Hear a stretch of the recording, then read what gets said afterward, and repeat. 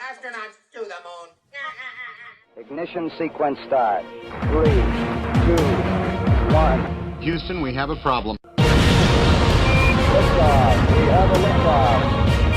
We copy you on the ground. You got a bunch of guys about to turn blue. What you're seeing here is a mirage. What's going on, everyone? It's Jaron from Jeranism back with another live video for you today. It is June the 12th, and it is noon, and it is Friday, which means it's time for another Jeranism Friday Lounge. We are on to number 30, I believe. We're going to call today's episode Psyop Much, because it seems to me that there are psyops everywhere, every day, and many people falling for them. But we are the voices of reason in the wilderness here, so welcome to the show. I am not alone. I've got some panel members with me today, which is always a good thing. First and foremost, we got Bob from Glowbusters. Bob, how are you, my friend? I am doing just hunky-dory, Jaron. It's a beautiful day in Denver today, and looking forward to the topics today. Got a couple other things that we want to talk about as well, but we'll get to that here shortly. Sweet. Can't wait to hear it all. We also have joining us Dr. Ferrari Nunez. Doctor, how are you? How's it going, Jaron, Bob, and everyone else? Doing good. It's been a nice day as well, but the storm is coming. So yeah, lots of stuff finding out. Is that like when Trump said the storm is coming, or that's something different? Is that a real storm? It's actual storm. Real storm. Here. Right. Yeah. You never know anymore whether it's the proverbial storm, the psyop storm. What kind of storm are we talking about? We also have joining us Jason Lingren from Secrets of Saturn and Crow 777 Radio. Jason, thank you for jumping on board for another Friday Lounge. Hello. Thanks for having me. How are you? I enjoyed your show, be it in many parts the other day. What happened? They kept shutting you down? Yeah. We were only a little bit into it, and I just got the whole thing just refreshed itself on the main YouTube screen. Said that it was either a copyright violation or a community guidelines violation. We started a second one. I don't think we got like 3 minutes in, did it again. Oh, boy. I was like, all right, doing one more.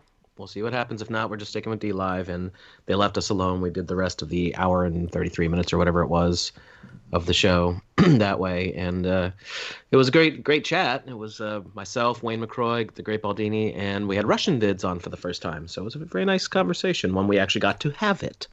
Yeah, I enjoyed it, and it's in many parts, but it was great. We also have joining us, speaking of YouTube-afflicted individuals, Nathan Thompson. Nathan, how are you?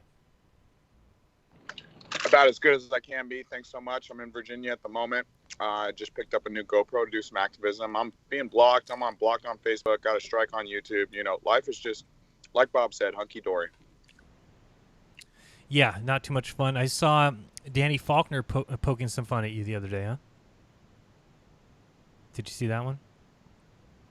I can't believe he had the balls to upload a video where he goes to a school and all the kids tell him, no, it's flat. What are you talking about? Everyone knows it's flat. Oh, that was great. Yeah, that is hilarious. They are triggered. Yeah, absolutely. No, and Danny Faulkner is one of the worst that is out there. But Bob's a good friend, though. They hang out on weekends. Oh, yeah. Yeah, we love each other. Yeah, that guy is a joke, and yeah, he likes to make funny little jokes, but looks pretty bad doing it. So, it seems that they've definitely split this country again. I guess we can start there. You know, this whole Black Lives Matter thing. Isn't it amazing that whatever the mainstream wants pushed, all they have to do is put it in the news for a day or two, and man, it is the topic of discussion, whether you like it or not. It truly is. It's beyond belief because, you know, they will come out with this stuff and it's like they tagline it and somehow everybody catches on. Of course, it doesn't hurt when you have the entire media from coast to coast or, right, you know, all around the world that is, you know, parroting the exact same thing. But, you know, the sheep just fall right in line, and it is utterly astounding, you know, to watch it happen. Yeah, it's like people love to be led, and they don't even care the direction. They just tell me where to go, tell me what to say, tell me what to protest, tell me where I should be, where I shouldn't be. You know, when I protested the lockdown, right, I was told I was garbage, I was selfish, I only cared about myself, I didn't give a damn about public health. The news said those protesting were dangerous. Facebook removed posts, right, because they went against the CDC and the WHO. But how quickly things change in a week. You know, this is a perfect example of how you can see how the narrative is controlled from the top down, like we've discussed before with PR Newswire and Business Wire and all these prepackaged things. Mm-hmm. They just get that narrative ready, they send it out to all the networks, and that's that. You know, they've already got it prepackaged, ready to go. Yeah, it really is that easy. It is ridiculous, yeah, because now all of a sudden you're racist if you're not out protesting. Right. You know, but we want you to social distance because we don't want you to get sick, and everybody's getting sick again because of the protesting. But you're terrible if you don't go out and protest. Right. That is like, I'm not even kidding. I know that sounds sarcastic, and it is, but that is the nonsense that is being spewed. Yeah, they've just made it so confusing. Nobody has any. You can't even keep their lies straight. Well, this is doublethink at this point. Yeah. That's literally what they're doing. This is 1984 doublethink. This is 2 + 2 = 5. Absolutely. Go ahead, Nathan. You're going to say something. I was at the post office defending, our right to travel and the Constitution. This lady tells me, I don't care about the Constitution. I said, well, that's great, but, just because the governor says something doesn't mean he supersedes the Constitution. And she goes, yes, he does. Derpy diddly der. Oh, I couldn't believe it, bro. That's how I found out I wasn't able to upload because I had made the video.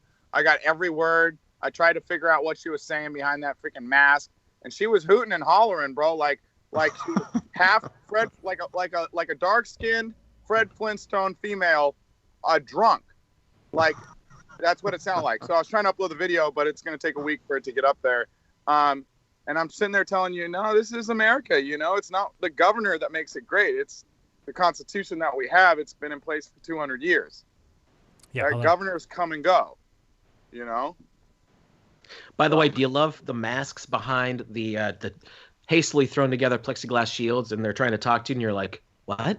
Yeah, speak up, please. You can't hear anyone. It's so terrible.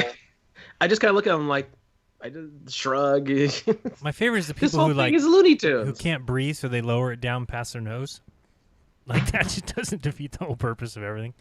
It's hilarious. Like just take it off. The hypothetical purpose. Let's be clear here because they don't do jack shit. No, it's like, what do people think that they're not? Where are they getting the air from? Oh, it's coming through the mask. Imagine that. Oh boy, it is. It's just scary to see what's going on. And I was just telling the guys before the show started that this week I had to do some stuff for my other business and make some money that way. And I was able to be out in the garage and just enjoy some music and not be bombarded with the bullshit that's everywhere. And it's so peaceful. You kind of realize how you hear all the time, this world's falling apart, this world's garbage, this and that. And then when you actually just put yourself into a room by yourself with something, you're like, the world's perfect. It's great. It's everything that you're being told is what's falling apart. Now, again, obviously, if I went to Oakland or I went to Walnut Creek or one of these places that there's protests, of course, I would see that there's some garbage out there.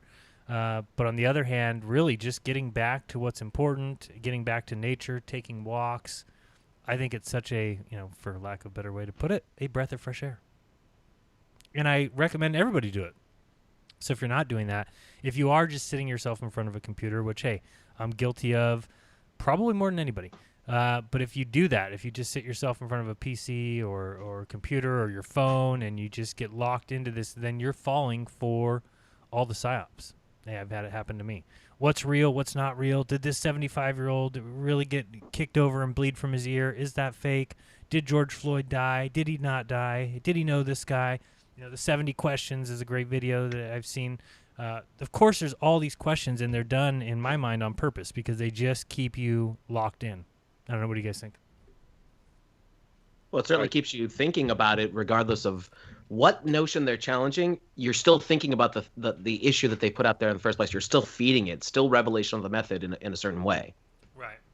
Which gives it power, right? Yeah, that's the whole point. They want to keep it power. You're still talking about it. Whether you're challenging it or not is not the point. You're still talking about it. You're still feeding that beast. Yep. The energy flows where the attention goes. Right. And they know that full well. But yeah, you're right, Jaron. I mean, it is so obvious that Floyd is not dead. I mean, that whole thing was, you look at the slow-mo, you look at how they set it up. They touch him and he just falls down on the ground. They bring him around to the other side of the cruiser. It's just utterly ridiculous. And then it appears that he showed up at his own funeral, right? I mean, that's not the greatest picture of the world, but I think that there's enough resemblance in there that I'd say that there's pretty good odds that it is him. And they just mock us, But, Well, there's but so his much. school teacher came out with this letter he Oh wrote. God! And then there's her. Yeah, the because crisis that's actor. likely to happen. Yeah, she saved it for 40 years. Makes a lot of sense. But there's even reports now coming out that the George Floyd that they're talking about died in 2016. Did you Right. guys see that from some lawyer? His attorney came forward, and some other person. They both came forward, said that he had died, and I don't know how they're going to sweep this one under the carpet. Of course they will, but it's just absolutely incredible that they are getting busted left and right, and how this is even standing at this point is just utterly amazing. Yeah, and it doesn't matter what happens at this point to the George Floyd character, which is just ridiculous anyway. And I'm watching, there's so many great videos out there from actual black people that are coming out and saying this is all nonsense. Who's buying into this? It's just a media circus. Of course, black lives only matter when it's convenient for these corrupt, basically politicians and their media to basically push agendas. And they use people as pawns. And of course, eventually they'll forget about them completely when they're done with their agenda. But it's just so sad to see people fall for this. And nobody notices all the white people that the same thing has happened to. Those things aren't mentioned in the media. Why not? Because it doesn't fit the narrative. That's why they can't let people say all lives matter. You can't say that. You have to say Black Lives Matter, because if you say all lives matter, it doesn't fit the agenda. It doesn't fit the narrative. Geez, I've been saying that for years, and I don't know if it's pissed anyone off, but it sure as hell is true. Right. Yeah, absolutely. And the thing, what they're doing to us, they completely encased it or packaged it up in his teacher's name, right? Waynell Sexton. Oh God. And I mean, they're effing us right up the butt. I mean, it's just like they could not be any more blatant about it. It's incredible. Right. It's just their narratives don't work anymore. I mean, saying that a white cop killed this black guy because of race is racist. That is racist, just that story, because you don't have any other evidence of this guy being a racist. Where's the other evidence that this white cop is a racist just because he kills some black? I mean, you can't just, if a black man kills a white man, it's not racism. It's just two people that killed each other or killed one. Wasn't he even friends with the guy? Yeah, from they knew years each ago? other. Yeah, I mean, but this is the kind of thing I'm talking about. They have to throw all this stuff out there so that it becomes impossible. Nobody will ever be able to get to the bottom of it and say, this is what happened. It's the same thing that happened in Vegas, right? And then what happens? People forget all about it. People forget all about that guy that went into Vegas supposedly and killed everybody, and the fact that he really was working with the whoever it was at the time, ATF or something, right? He was doing some arms deal. All these things come out. I mean, where's the footage of him going up in the elevator? They say, oh, we have it. We just can't release it yet. Whatever happens to any of that, it just gets disappeared because the Psyop worked. And this is the same thing. This will all be forgotten in just a short time. People will forget all about the details of this. And here's the problem, is that we're all sitting here, we're following along. His teacher said this, his teacher pulled this guy knew him, they worked together, but all that will be forgotten in just a few months. So it's just meant to keep you confused. That's right. Not to mention his criminal record, right? The guy's got a huge criminal record. Right. He was, seriously a bad guy, but none of that matters. How dare you, Because Bob? as soon as That's racist. Exactly. You cannot point out his past. Don't you know he's a black man in America, and it's systemic racism that has caused that? It's the police racism that caused him to hold a gun to a pregnant woman while his 5 buddies robbed her. That's racist. I know. I can't believe Damn it. white people. I should be ashamed of myself. And the fact that he's in porn, that is systemic racism. That black men have no other way to get jobs, so they have, because they're held down in their communities, and so they basically have to go out and get porn actor jobs. I mean, this is just all a sign of the racism going on in this country. Also, Jared, everyone might forget it in a few months, but what won't go away is all the policies they've enacted. Oh, of course not. Based on this COVID hoax. And so I heard next year they want kids going to school with masks on in order to get your government funding, even if you're a private school, because they get a lot of government funding too. The kids have to be wearing masks in school.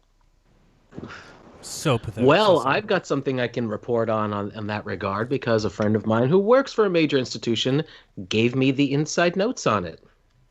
Really? Tell us. Yeah, well, okay. So this is a major university. I don't know if I'm allowed to say the name, so I won't, but it's a major university, and he is an employee. It's a Jesuit university. Thank you, here. And- Here's here. I just checked. If it's a high level university, it's a Jesuit university. So he doesn't even want to do this at all. Everyone must wear a mask, first and foremost. Every single person there, professors or students, must wear a mask. They're going to have hallways set up for one direction only. All the classes of certain sizes are going to be split up so that there's never more than a 50% capacity, so social distancing inside the classrooms. And certain smaller rooms, or excuse me, smaller classes are probably not even going to have physical classes. They're going to be moved to teleclassing, Skype classing, whatever you want to call it. Insane.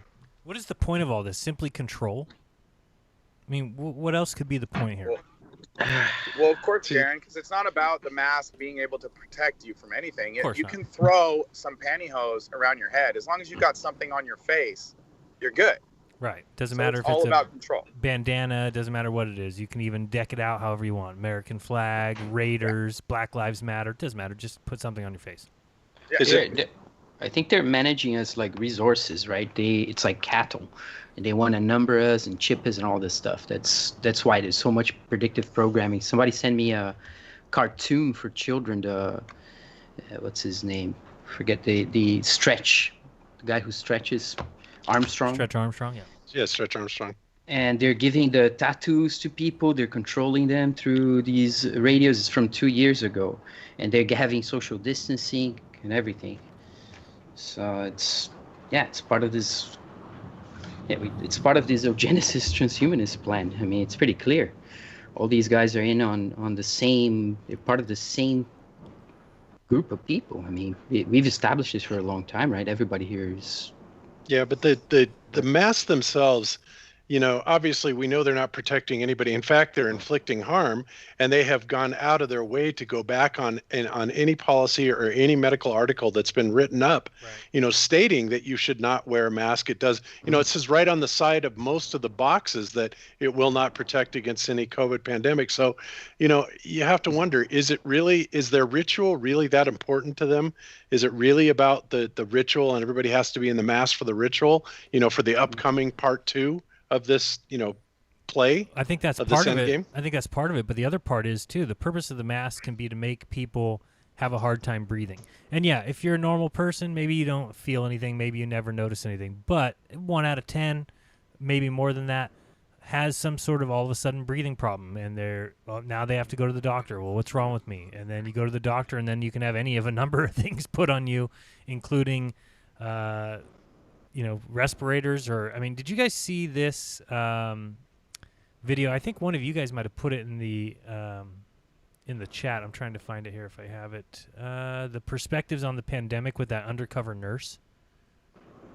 Oh, I downloaded it, but I haven't seen it yet. It is ridiculous. It's kind of scary. I mean, it's like you're like, holy shit. I mean, this is a nurse that's in there. Now, again, could she be lying? Yeah, but she's got a camera on a lot of times. She's talking to these doctors and these nurses, and they're just all but admitting to letting people die, forcing people to die, you know, not resuscitating when they should, putting people on ventilators when they shouldn't. It is ridiculous. And it's like all they want is these numbers to go up. That's the most important thing. If anybody hasn't seen it, I'll put also, it I in think you know, the masks are very polarizing, and if they can do that to people, they will, right? It's another one of those issues they wanna push because it drives people crazy. The people, especially the people who are against it as well, being forced upon them. And then, I mean, I saw from the States. I haven't seen this here. Here we have some streets that being, you know, people can only walk one way. Downtown here, but people are not wearing masks, and I've never seen the mask shaming. I saw a video in the States. I couldn't believe a woman being kicked out of the store for not wearing a mask. But I think the opposite should be true. We should kick people out for wearing a mask. You know, I'm all for shaming the masked. Or at least Honestly. going up and asking them why they have the mask on.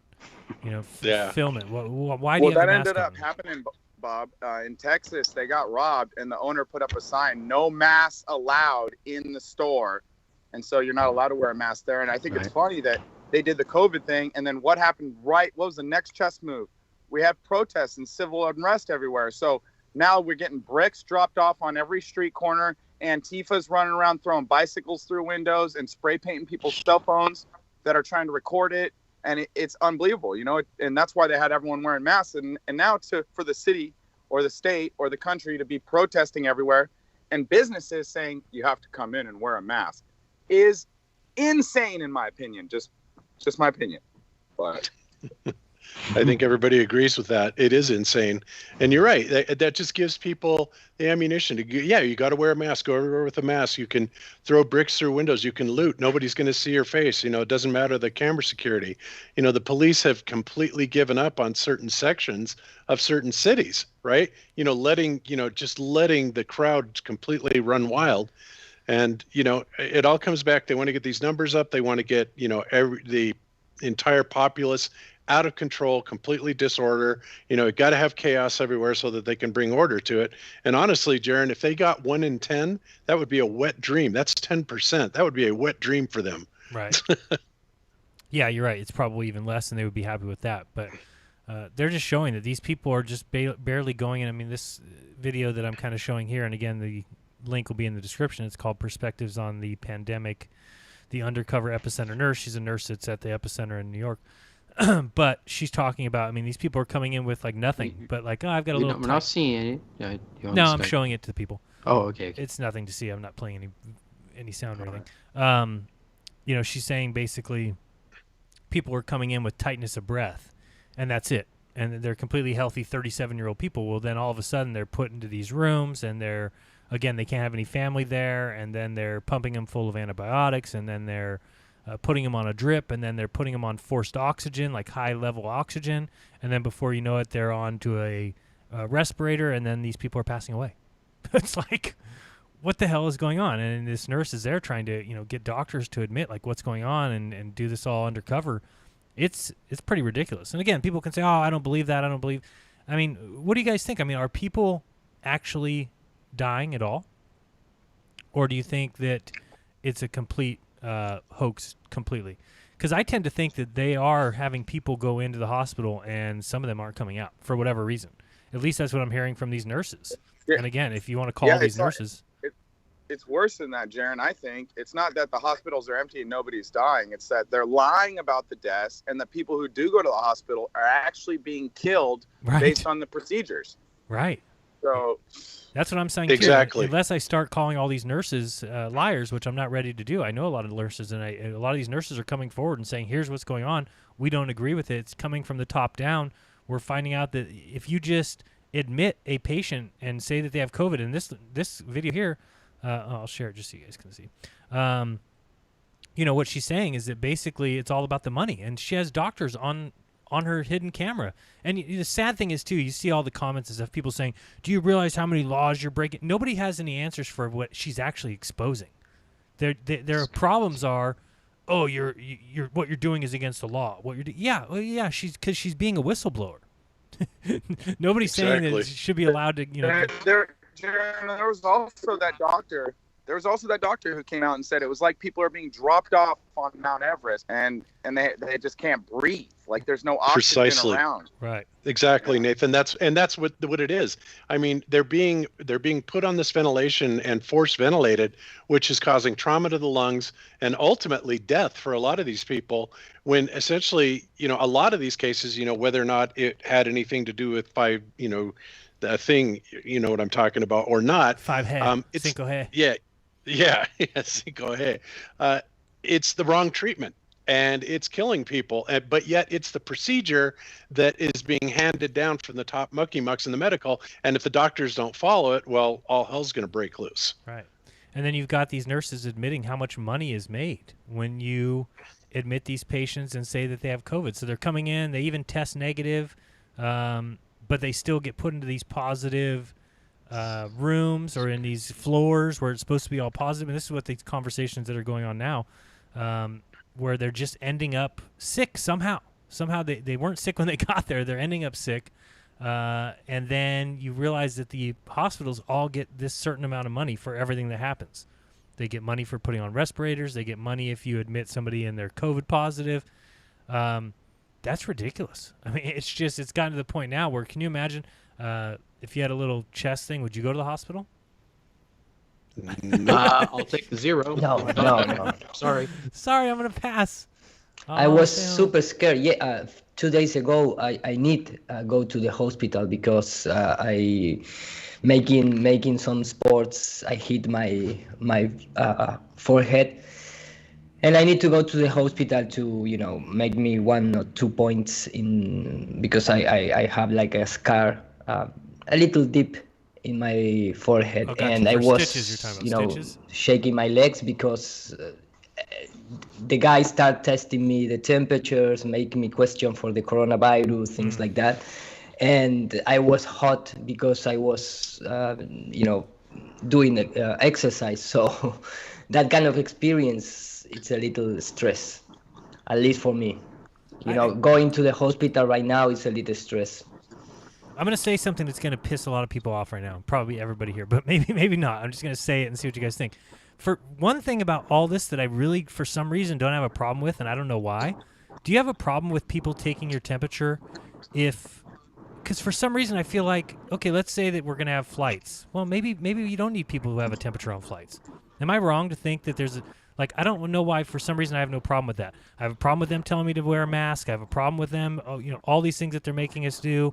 I have a problem with them forcing vaccinations. For some reason, like if I'm going to go somewhere and they want to take my temperature, and maybe it's just because, before we transferred care for Amissa to the midwives, we've had to go to the doctor a few times, and when we go in there, they have to take our temperature, and I'm like, well, maybe people don't need to be in here if they have a temperature. Where am I wrong in that?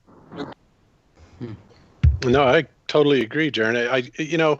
Especially now that we've all been a little bit more educated on exactly what's going on with so-called viruses, and exactly how what contagion actually is. Right.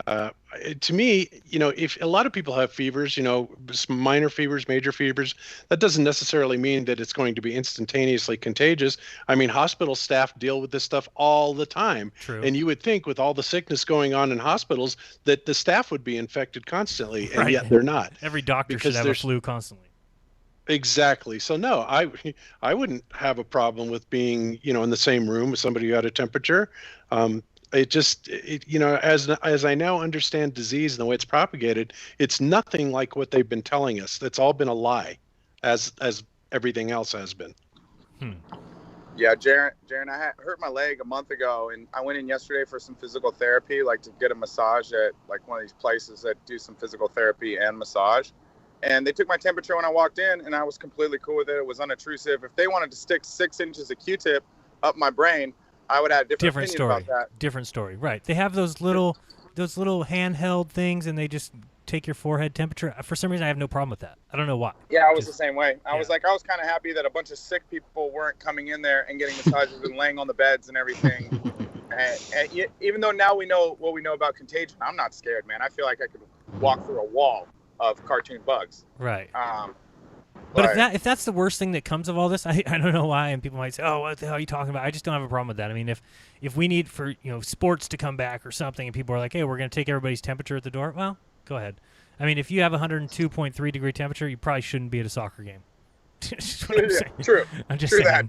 I'm just saying. You probably should be home in bed or getting some water or doing something else. But again, I mean, the scary thing is then they can say whatever they want. Then they can just tell you, "Oh no, this gun says you're 101.6." So I understand the problem with it, but at the same time, it's like that's the least obtrusive thing. The mask thing, I have a way bigger problem with. If all of a sudden they say, "Oh, you need a mask to go to a soccer game," I think that's the stupidest thing I've ever seen in my life. But to say, "Oh, we're going to take your temperature at this location or this," or like you said, to get into physical therapy, or for us to get into my wife's doctor's appointment, for some reason it wasn't like I was furious over it. It's like the one thing I was like, "Go ahead, take my temperature." Yep. Okay, you're fine. Go ahead. I don't know. I didn't feel my rights were violated either. No, I didn't feel that way. So, whether people see it that way or not, for some reason that was just something that didn't feel obtrusive to me. Now, like you said, I've seen those tests that they give people where they stick that 2-foot long Q-tip up your head into your brain, That I'm not going to let you do. Thank you very much. Yeah, I'm going to pass on that. You're like excavating thoughts at that point, dude. Right. You know what I mean? You're wiping my memories, I think, if you get back there. Yeah, at least You're it's, wiping my memories. That's brainwashing, literally. Yeah, don't do that. at least right now is to the nose. Imagine in the future, maybe you need to open other sections of your body. Oh God, I don't want to think about it. So, did you say you you know, went to take it easy, man. you went to a protest, Iru? I I thought you were going to. when?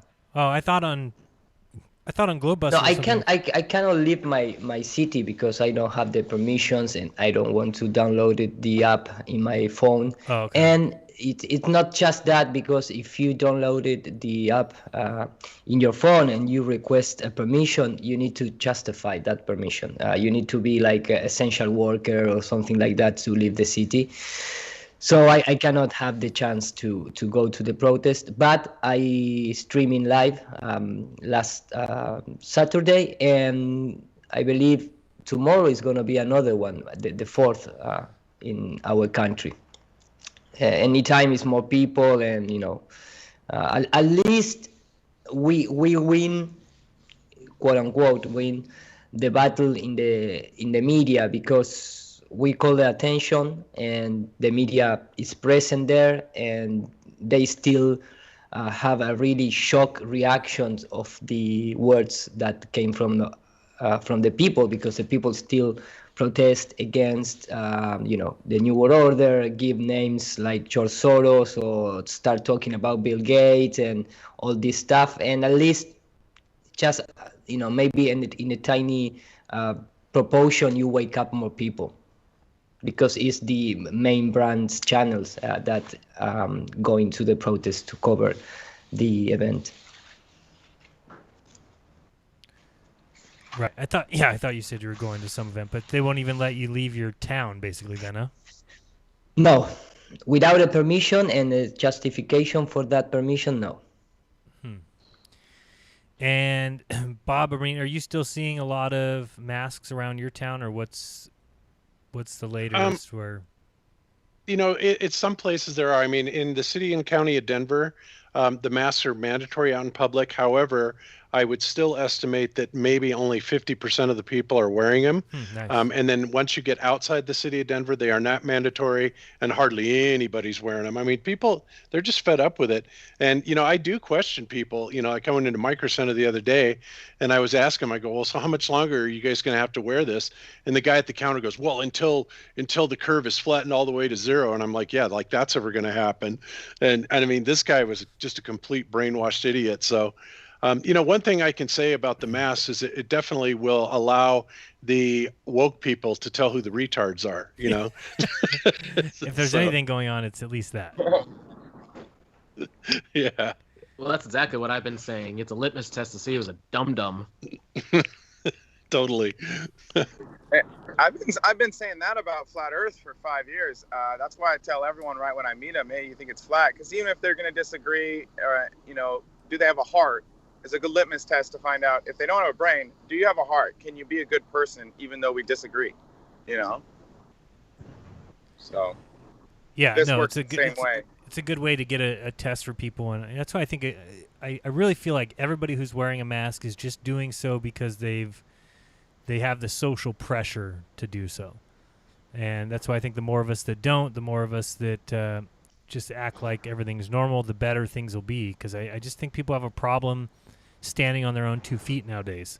It's become a place where you need permission. It's like the whole cancel culture, right? You need permission to do anything, and if you dare speak out, if you're the Saints quarterback who comes out and says, oh, I don't think people should kneel, you just get bombarded. You just get hit from every direction. It's like you have to socially fit in. And by socially, I mean, with the leftist agenda, it's the whole thing. How dare you speak bad about, transvestites or anything? I mean, anything like that. Yeah, Yeah, you should, can't Jaron. go You against should show the little graphic that DITRH just put in the chat. Okay, I think that pretty much sums it up right there. The masks speak. Because it's true. This is the mindset of the people that are wearing the masks, 100%. Have you guys seen the Seinfeld where Kramer he goes to the AIDS rally and he walks with all the AIDS supporters or people trying to raise money, Right, but he doesn't want to wear the ribbon. Yeah, I've seen that one. He's like, I don't want to wear the ribbon. They're like, you have to wear the ribbon. He's like, I'm here marching. Why? I'm marching. I don't want to wear the ribbon. And then they all beat him up. Right, they beat him up. Because he won't wear the ribbon, even though he's marching with them for the same thing they're all marching for. Wow. I live in fear. I believe CNN. I will snitch on you. I believe in Agenda 21. I do what I'm told. I love Bill Gates. My parents are hurting my immune system. Sad. I want medical tyranny. I want safety, not freedom. I want mandatory vaccines. I enjoy virtue signaling. I think that one's one of the biggest one. It's all Trump's fault and the new normal. Yeah. That's and people are just okay with it.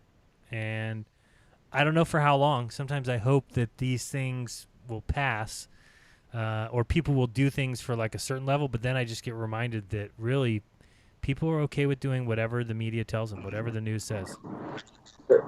This is like nothing new too, because it says, bro, in the Bible, how long will wisdom cry out in the streets and how long will fools hate knowledge? Right. So they were writing this stuff 2,000 years ago. Like, man, there's just people that hate knowledge. They are such idiots. How long do we have to scream at them and tell them the truth, the top of our lungs, from the rooftops, in every street, and they literally hate the wisdom we're sharing? Right, because people love to be led. I'm just starting to notice that. They love to, it's like, the sheep video I always play. I mean, they love to be led to pasture. They love to be told what to believe. They love to be told what's the issue of the day. Everything is a setup. Everything's a fraud, and people love it. I hate to say people love to be lied to, but I really feel that way. That they love the lie. Hey, let's be honest here. Is really anything any different? I mean, this is going to sound incredibly rude, but I don't really know how else to put it. Okay. How dare you? I dare. How is today any different than in years past? Because hasn't a huge chunk of the population always been serfs? For lack of a better term, they've always just done what their lords and masters have told them, right? Yeah, exactly. Maybe I just didn't notice it as much before. You see the atrocity. Well, it's not as noticeable in peacetime, if you want to call it that, just because there's not a huge shakeup going on for you to question things. But even think about after 9/11 happened, how many people went bonkers and were just rah, rah, rah, and how many young dudes especially joined the military, like all that kind of thing. Right. It's all social engineering. You know, it's that 80-20 rule again. If 80% go along with it, the controllers are cool with it, because the other 20, screw them. Right. Yeah, same thing before the bombing of Pearl Harbor. I mean, the United States and all the people in it were completely against getting into the war. And as soon as that little event happened, I mean, enlistment went up like 10 million%. It was insane. Yeah, Sputnik. Yeah. They just lead them around by the nose. But you're 100% right, Jason. It's people, I don't know what it is, but I mean, they are literally looking for, following the mainstream at some level because they feel empowered when they're that way. And when they do that, they think, okay, I'm doing the right thing. I'm with the group think here. I'm with the majority. We are the all-powerful majority, and we're right, and that empowers people. And, the elite know this 100%, even though what they're doing is so totally wrong. It's just like the whole, support the troops type of thing. It's like, Absolutely. Come on. The troops should be smart enough to understand that what they're doing is immoral and ultimately illegal. And yet, people can say, well, you can criticize the war and all that stuff, but you can't criticize the troops. It's like, why not? Right. Why can't you criticize the troops? I was in the Air Force, and, thank God I was in during peacetime, because my morality would simply not have let me go there, especially knowing what I know today and how wars are completely contrived. So, it's just, these people should have better discernment. And I also understand that a lot of people in the military are there because they've depressed the economy so badly that, most people can't get a job in anything other than the military. And that, of course, is very much by design. Absolutely. So, that's how they get people in, right? Because tell them, if you can't afford school, we'll pay for your school. We'll get you a job. But these commercials for the military and stuff is so ridiculous. I mean, I was watching one the other day, and they have like some high ops guys running through some town in Iraq or Serbia. Of course, they don't tell you where, just shooting guns. And it was like, come be in the military. I'm like, who do people think that those guns are being shot at? you're shooting people with those guns, but they advertise it like this is some great calling. You need to go shoot people. Yeah, Call of Duty, bro, because they've all been playing video games for Right. 6 to 8 hours a day for 10 years. Now all of a sudden some commando shows up and goes, "You want to make money and do that? Right. Ha! Let's go, buddy." Because that wasn't by design. Right. Exactly. And sorry about your poor mind when you get back that you'll never be able to recover from. But yeah, Oh, that's okay. They'll just make them police officers. There you go. And that's exactly what they become, right? Yeah. Well, Which is what- Darren, the mind's under attack before they go to war, because when they're playing the video games, the brain, it doesn't know the difference between reality and not real, digital. Right. And so it reacts and responds accordingly. The same beta endorphins get pumped out when you're stressed out and people are shooting at you in a real world scenario. It's just more onset. It just takes more time. It's not 6 months later you have memory loss and you're stressed and want to kill yourself. But you play video games for 10 or 20 years, you'll have the same type of problems, bro. I'm telling you. Exactly, Nathan. And beyond that, even if, even when we didn't have all these video games, like, for example, when I went into the military back in 78, the way that they conditioned you then, and of course still do to this day, is they put you in an environment for anywhere from 6 to 12 weeks, or the basic trainings are.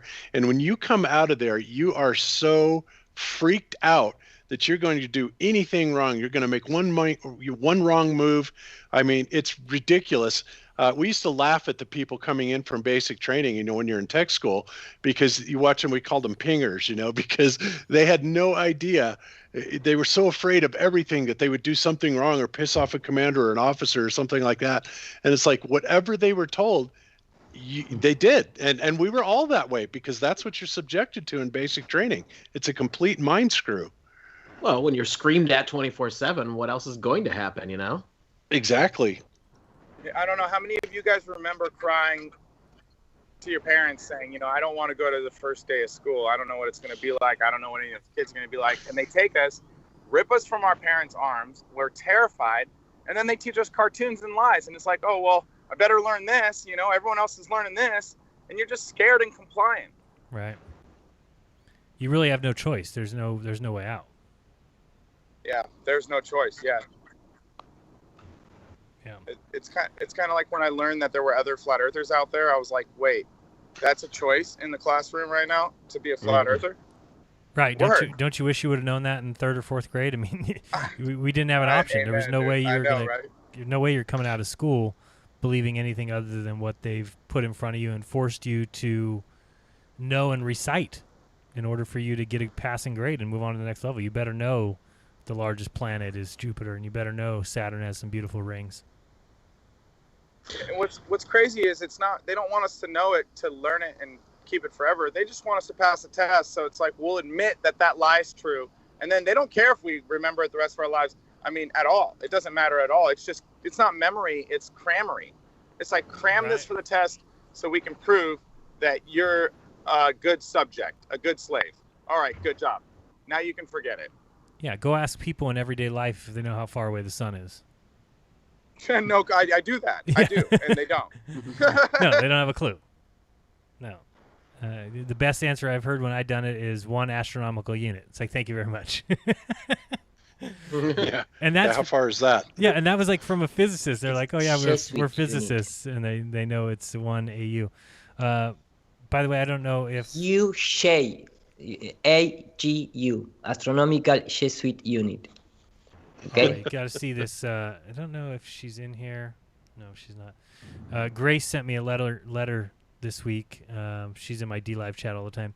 But she drew a bunch of little pictures. Eru, you'd be very happy. She drew one of a Jesuit, spelled Shesuit. She's correct. She's correct. Yeah. Thank you, Grace, for that. She drew lots of little interesting pictures and sent them to me. So thank you, by the way, Grace. Go ahead. I don't know if you has been looking at the World Economic Forum and the title of that, it's the Great Reset. Do you? Yeah, I've seen a couple things on that.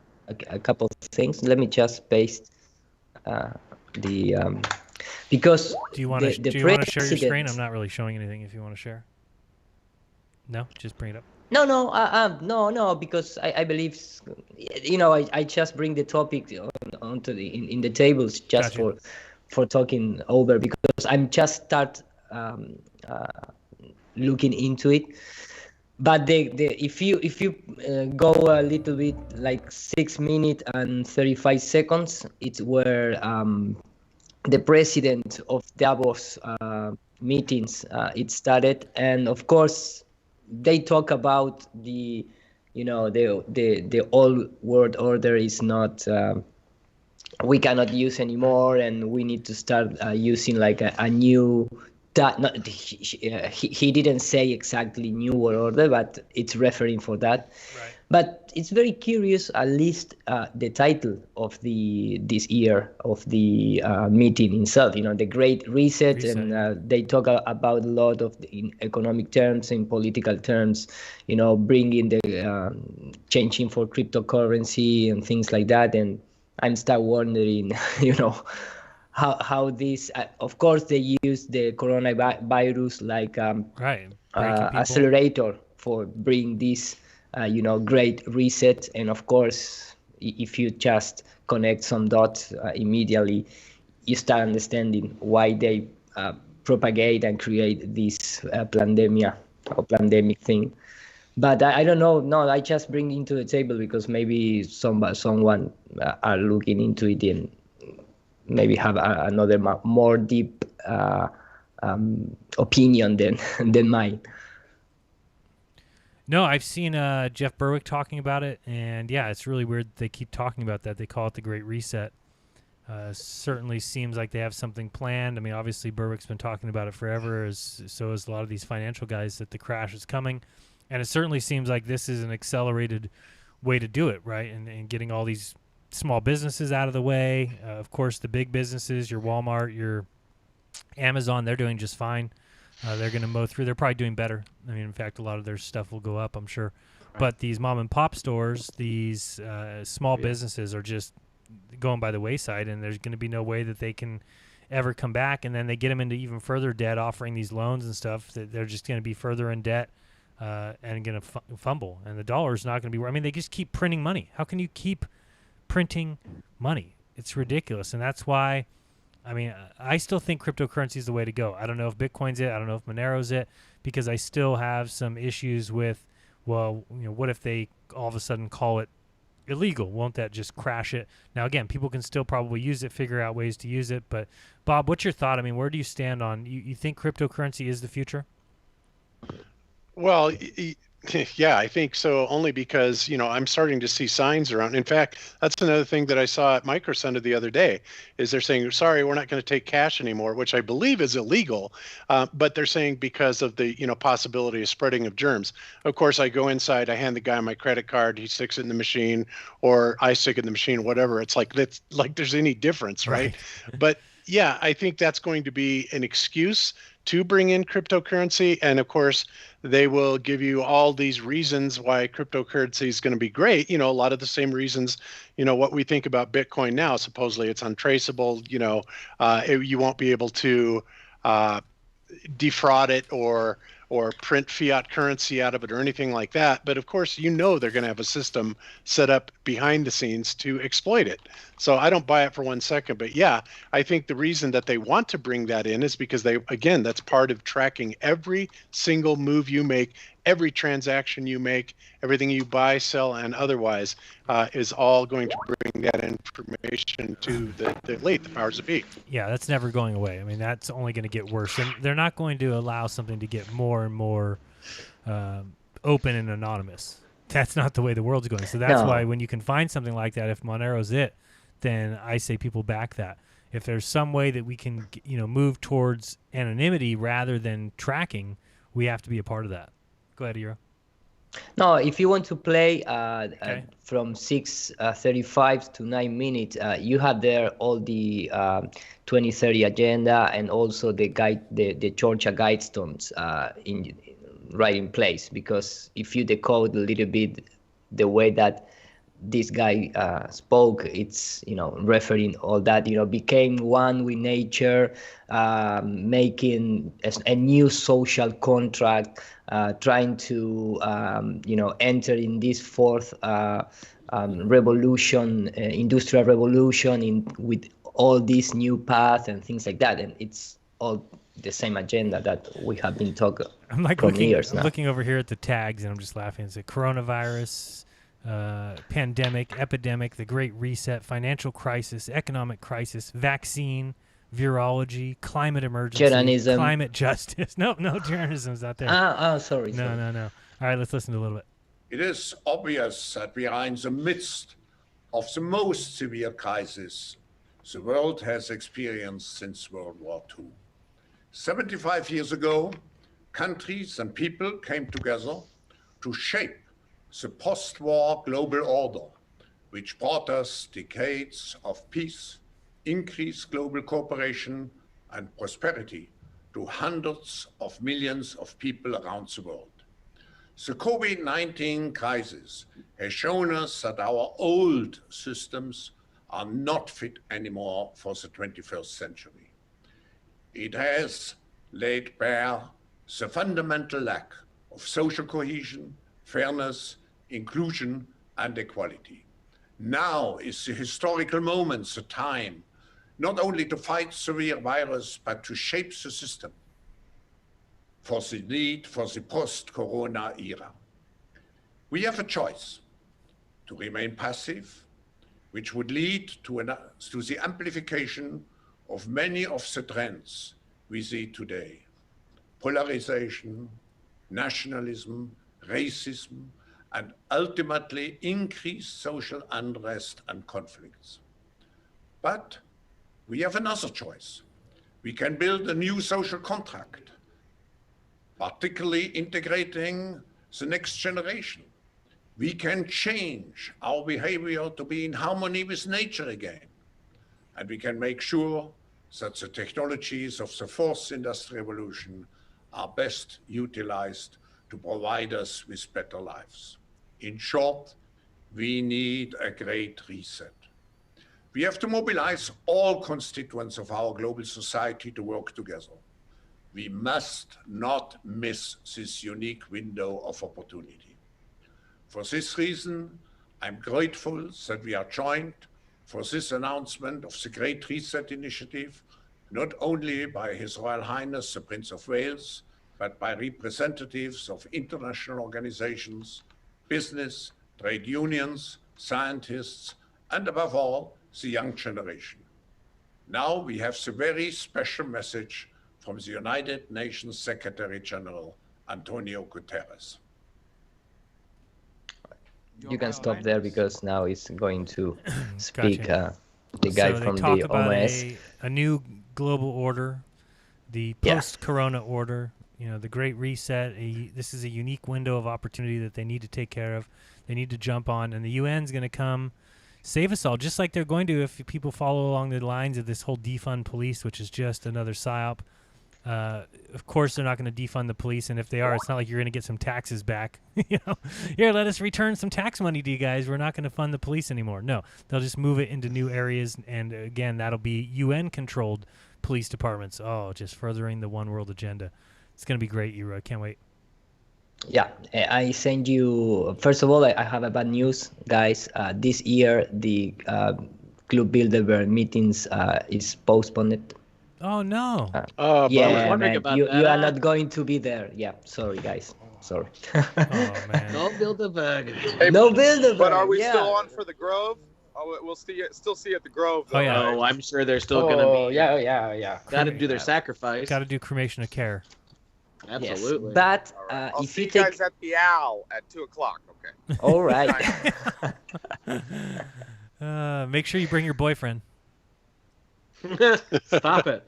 They seriously got to stop using, German speakers for things like this, because all I could think of when I was listening to this guy was, yes, you must sign the papers. Did you guys ever hear the old Cheech and Chong album, Las Cochinos, years and years and years ago? And Yeah. they did a skit on there about the Nazi German guy. And the Nazi German guy is talking to a prisoner, is trying to get him to sign confession papers. And he's like, just sign the papers. You must sign the papers.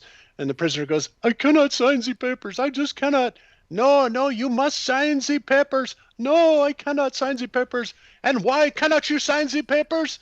Because you have broken both of my hands.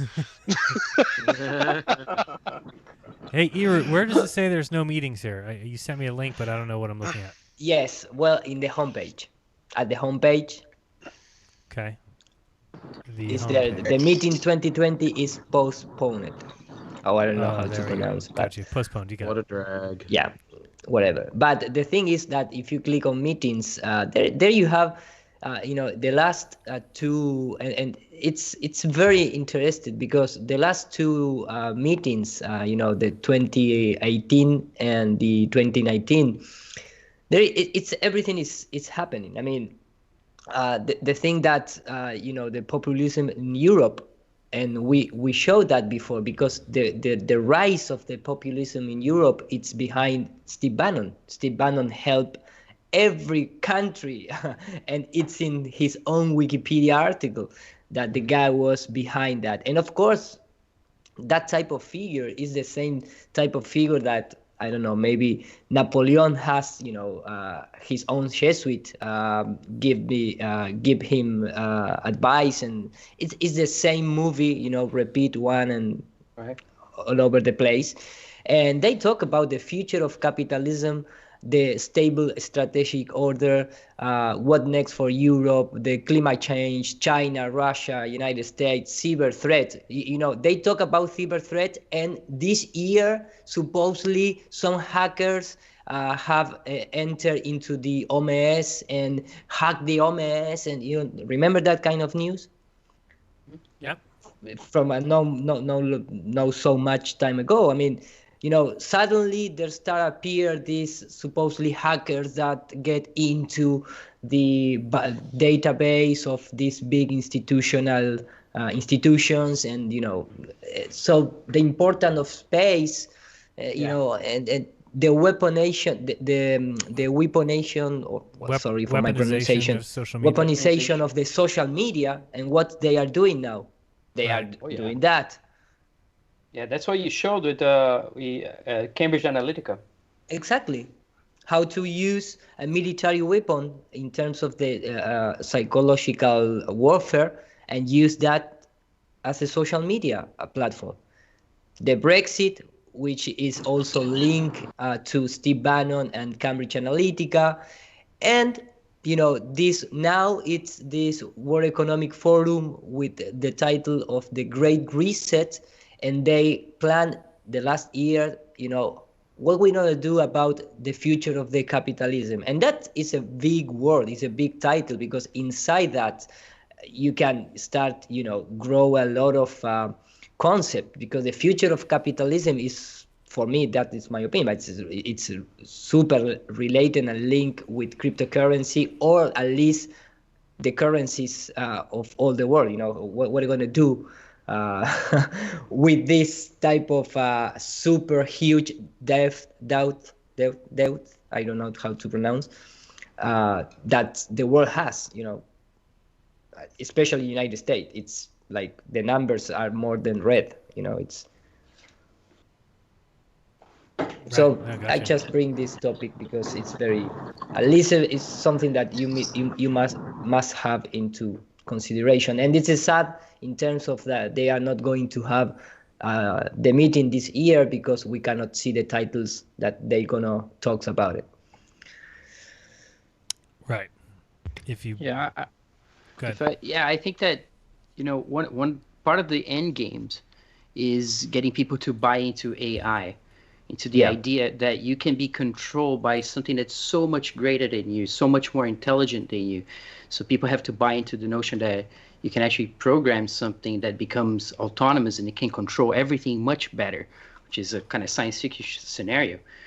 But which is a ruse, right? The artificial intelligence is just a word for programming. It's just a new word for it. This is why they've built up Elon Musk so much, right?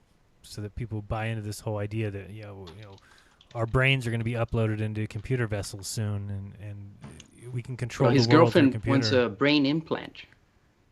Yeah, Give her or one. one thing that's kind of cool about it is, they talk about the neural interface. I've talked about this before, where they're talking about putting that in the next generation of PlayStations, where you literally just think the move that you want the game to make, and it does it.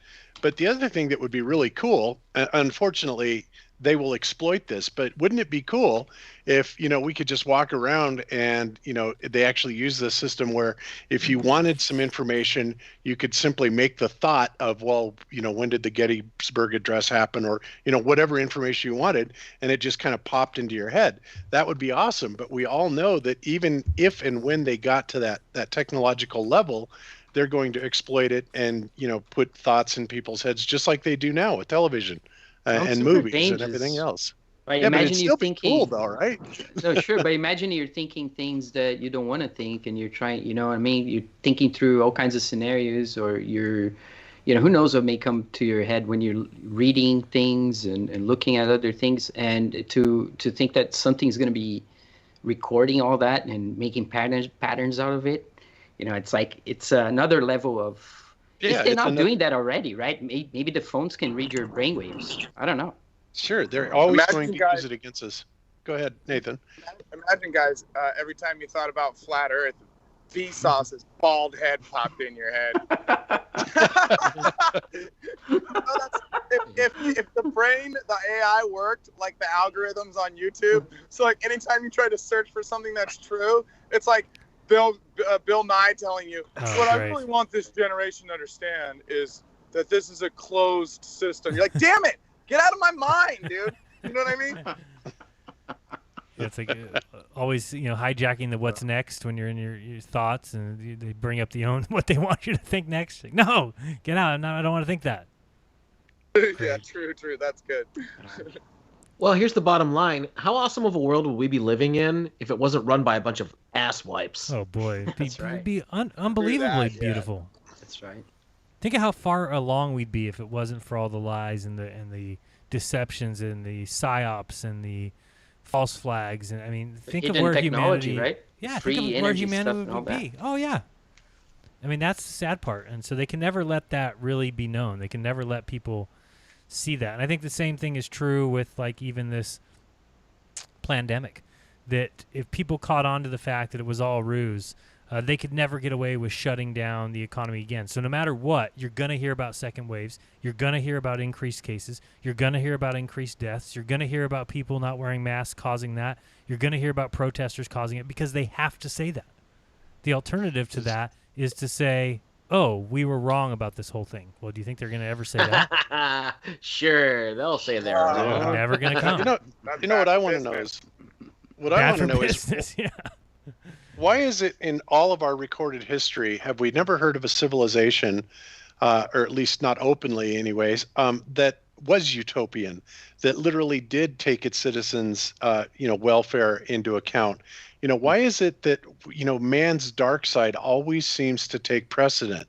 Why does that happen? I mean, sociologically, maybe Rodrigo knows the answer to that, but I've wondered about that many times. It's like that because psychopaths always go for power. Right, power corrupts. Power corrupts. The model. If it's available for someone to take advantage of somebody else, it usually happens. Not always, but enough to where if you've got 50 people in a society, you might be okay. You might be able to say, all these 50 people, they've all been vetted. We all agree with each other. We're all on the same team. This person contributes with this person contributes, and you have a good society. But I think once you start growing that to 100 people, to 200 people, to 500 people, always some psychopath will sneak in and take advantage of the system. At least that's my opinion. Go ahead. Sorry. That's what I think is, yeah. Yeah, no, you will find that even the Romans are horrible. I mean, the kinds of things that they were doing, the atrocities. But at the same time, you had people who were pacifists, who were totally against it, who wrote against it, who died, who were martyrs, and so on and so forth. And you're right about, power corrupts. That comes from antiquity. You've seen it over and over again. So many of these stories in our history. But in the case of, say, indigenous peoples in Brazil, for instance, among the Guarani, is a whole different perspective on what is civilization for them. It's like a spirit. It's different. It's much more sort of like, there is a stereotype that Rousseau came up with, the noble savage, just a little bit of exaggeration of the the Indian as taking care of nature and so on and so forth. But there is certainly something like what Bob said. People who have figured out a way of actually living in a way that's without all these trappings of so-called civilization.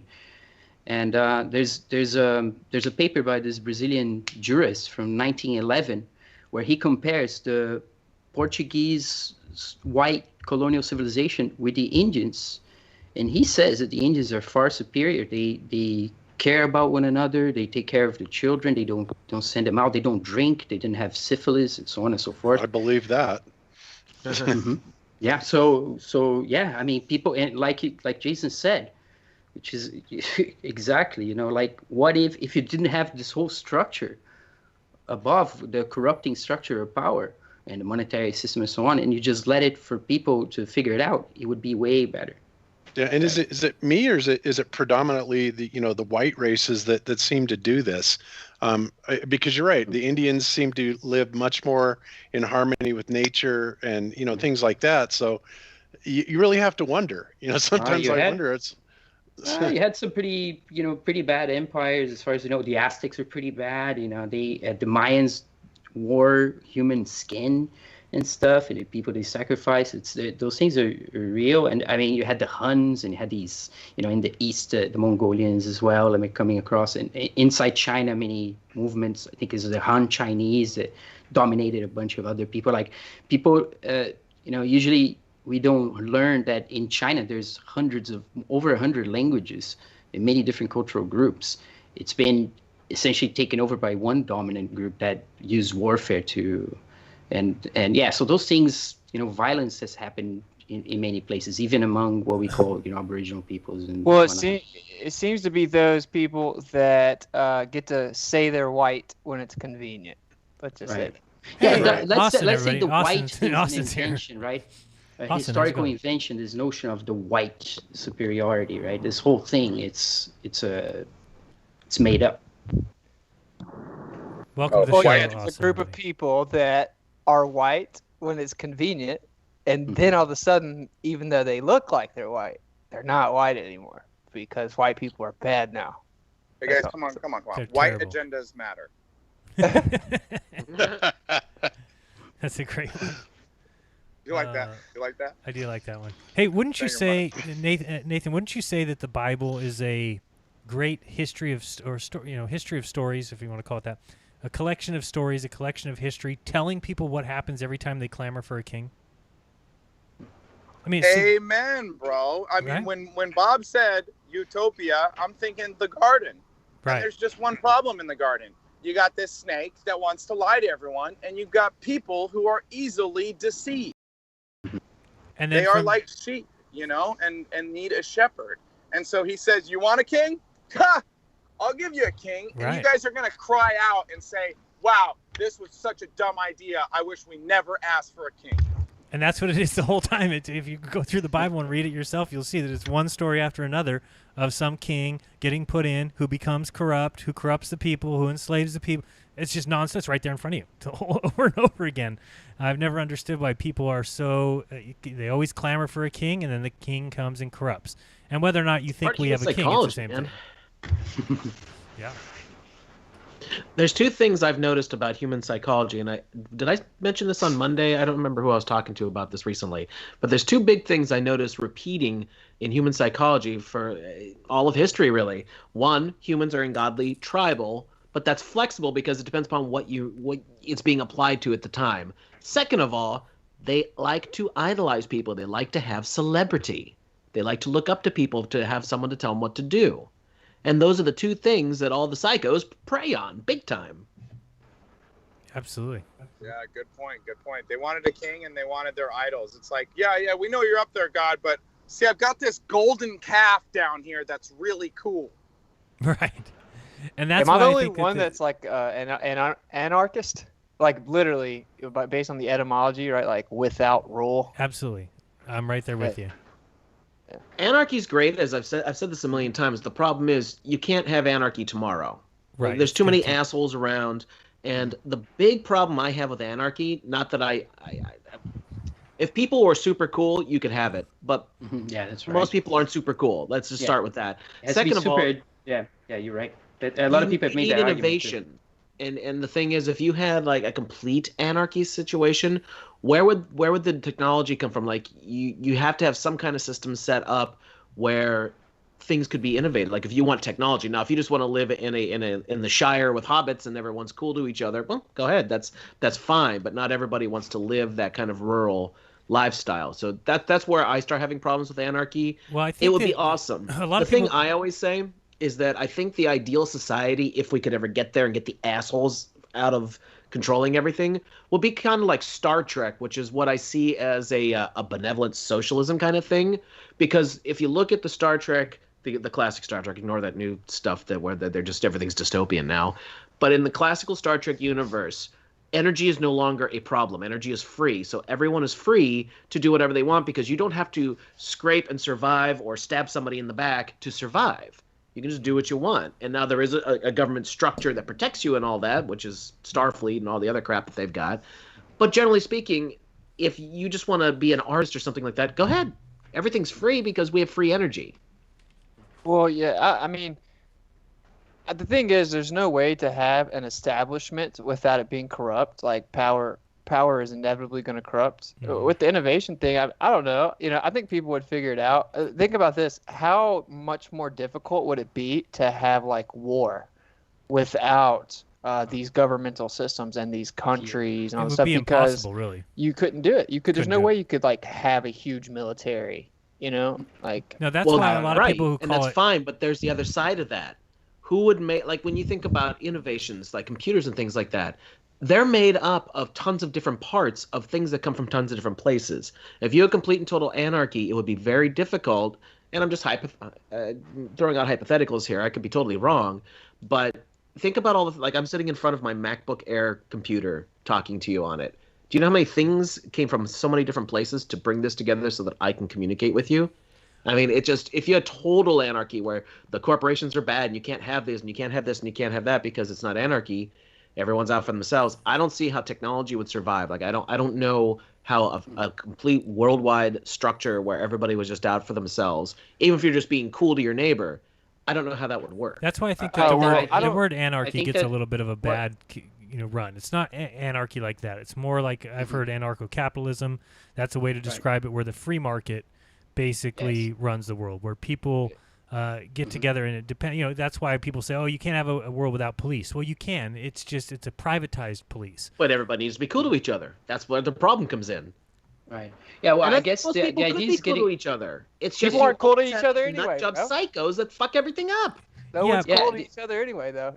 Like, I don't know. I like what Jaron said. It has a bad connotation. It's like burn the cities to the ground and everyone start trading berries. Well, I didn't mean that. What I'm saying is, if you're gonna have a worldwide anarchy system where everybody's out for themselves, you still have to have certain things agreed upon, like what's your modicum of exchange. Absolutely. But those things are localized. They become essentially what happens. I guess the idea is that there is this extreme form, this idea that you're talking about. But I guess what most people would think of is the government going away and taxation disappearing, and then people having their own local rules that they follow. That's not anarchy. Right, that's where the word is wrong. When you're thinking anarchy, you're not thinking without the ruling. Yeah, the word. Just look at just the word, Jason. The word is just without rulers. So when you're thinking anarchy, like, oh, let's go burn down buildings. Let's just everything is. No. I don't mean violent anarchy. Okay, well, even the I'm all for my. Means everyone's out for themselves. Not necessarily. Not necessarily though. Right. Yeah. But not necessarily. That's not what it means. If I said I'm an anarchist, I certainly don't mean I'm out for myself and I only want to. No, I still want to work together with my neighbors. I still want to work together with my community. If we need a police force, then I want to pitch in and say, hey, I'll throw $5 a month. I'll throw $10 a month, and maybe it's not dollars, maybe it's something else, but whatever. Everybody in the community. You don't need to enforce it. Everybody in the community gets together and says they want a security force. If people don't want security, then they don't live in that group of people that you live with. That's how you kind of weed out, right? Oh no, I want to do it myself. But I think it all starts with yourself. I mean, you need to be responsible for your own security, which means you have a gun, which means you've got your fence, your gate out in front of your house. You have to be care of yourself. But I do see that you could have privatize police. And then if those police don't do a good job, then you just fire them and you hire somebody else. It's that easy. So then they'd be way better. They'd Yeah. be way better because then they had to compete Absolutely. with each other to be the police. That's where the free market comes into play. You said it perfectly, like anarcho-capitalism, or whatever you called it. That's what it is, right? Like the idea that the market freely competes, the people, the consumer are in control. Innovation, I think, would almost even Comes out of it, yeah. be better because the governmental, suppression taxing, of yeah. technology and No information is insane. So we would just naturally progress, and we've been kind of conditioned because all we've ever known is some type of governmental structure. We don't know what it would look like, and the idea of potentiality of negatives is kind of just and in there our would head. still be bad people, and those but- bad people would have to go Yeah. somewhere else because they're not going to be welcomed into your mini community. And that's what I was talking about earlier when I said small groups, 50, 100, 150. Now, could this essentially be on groups of 5,000, 10,000, 20,000? Sure, in a perfect world. But that's where I think what Jason's saying comes into play. That when it gets too big, I think then you have too much possibility for corruption.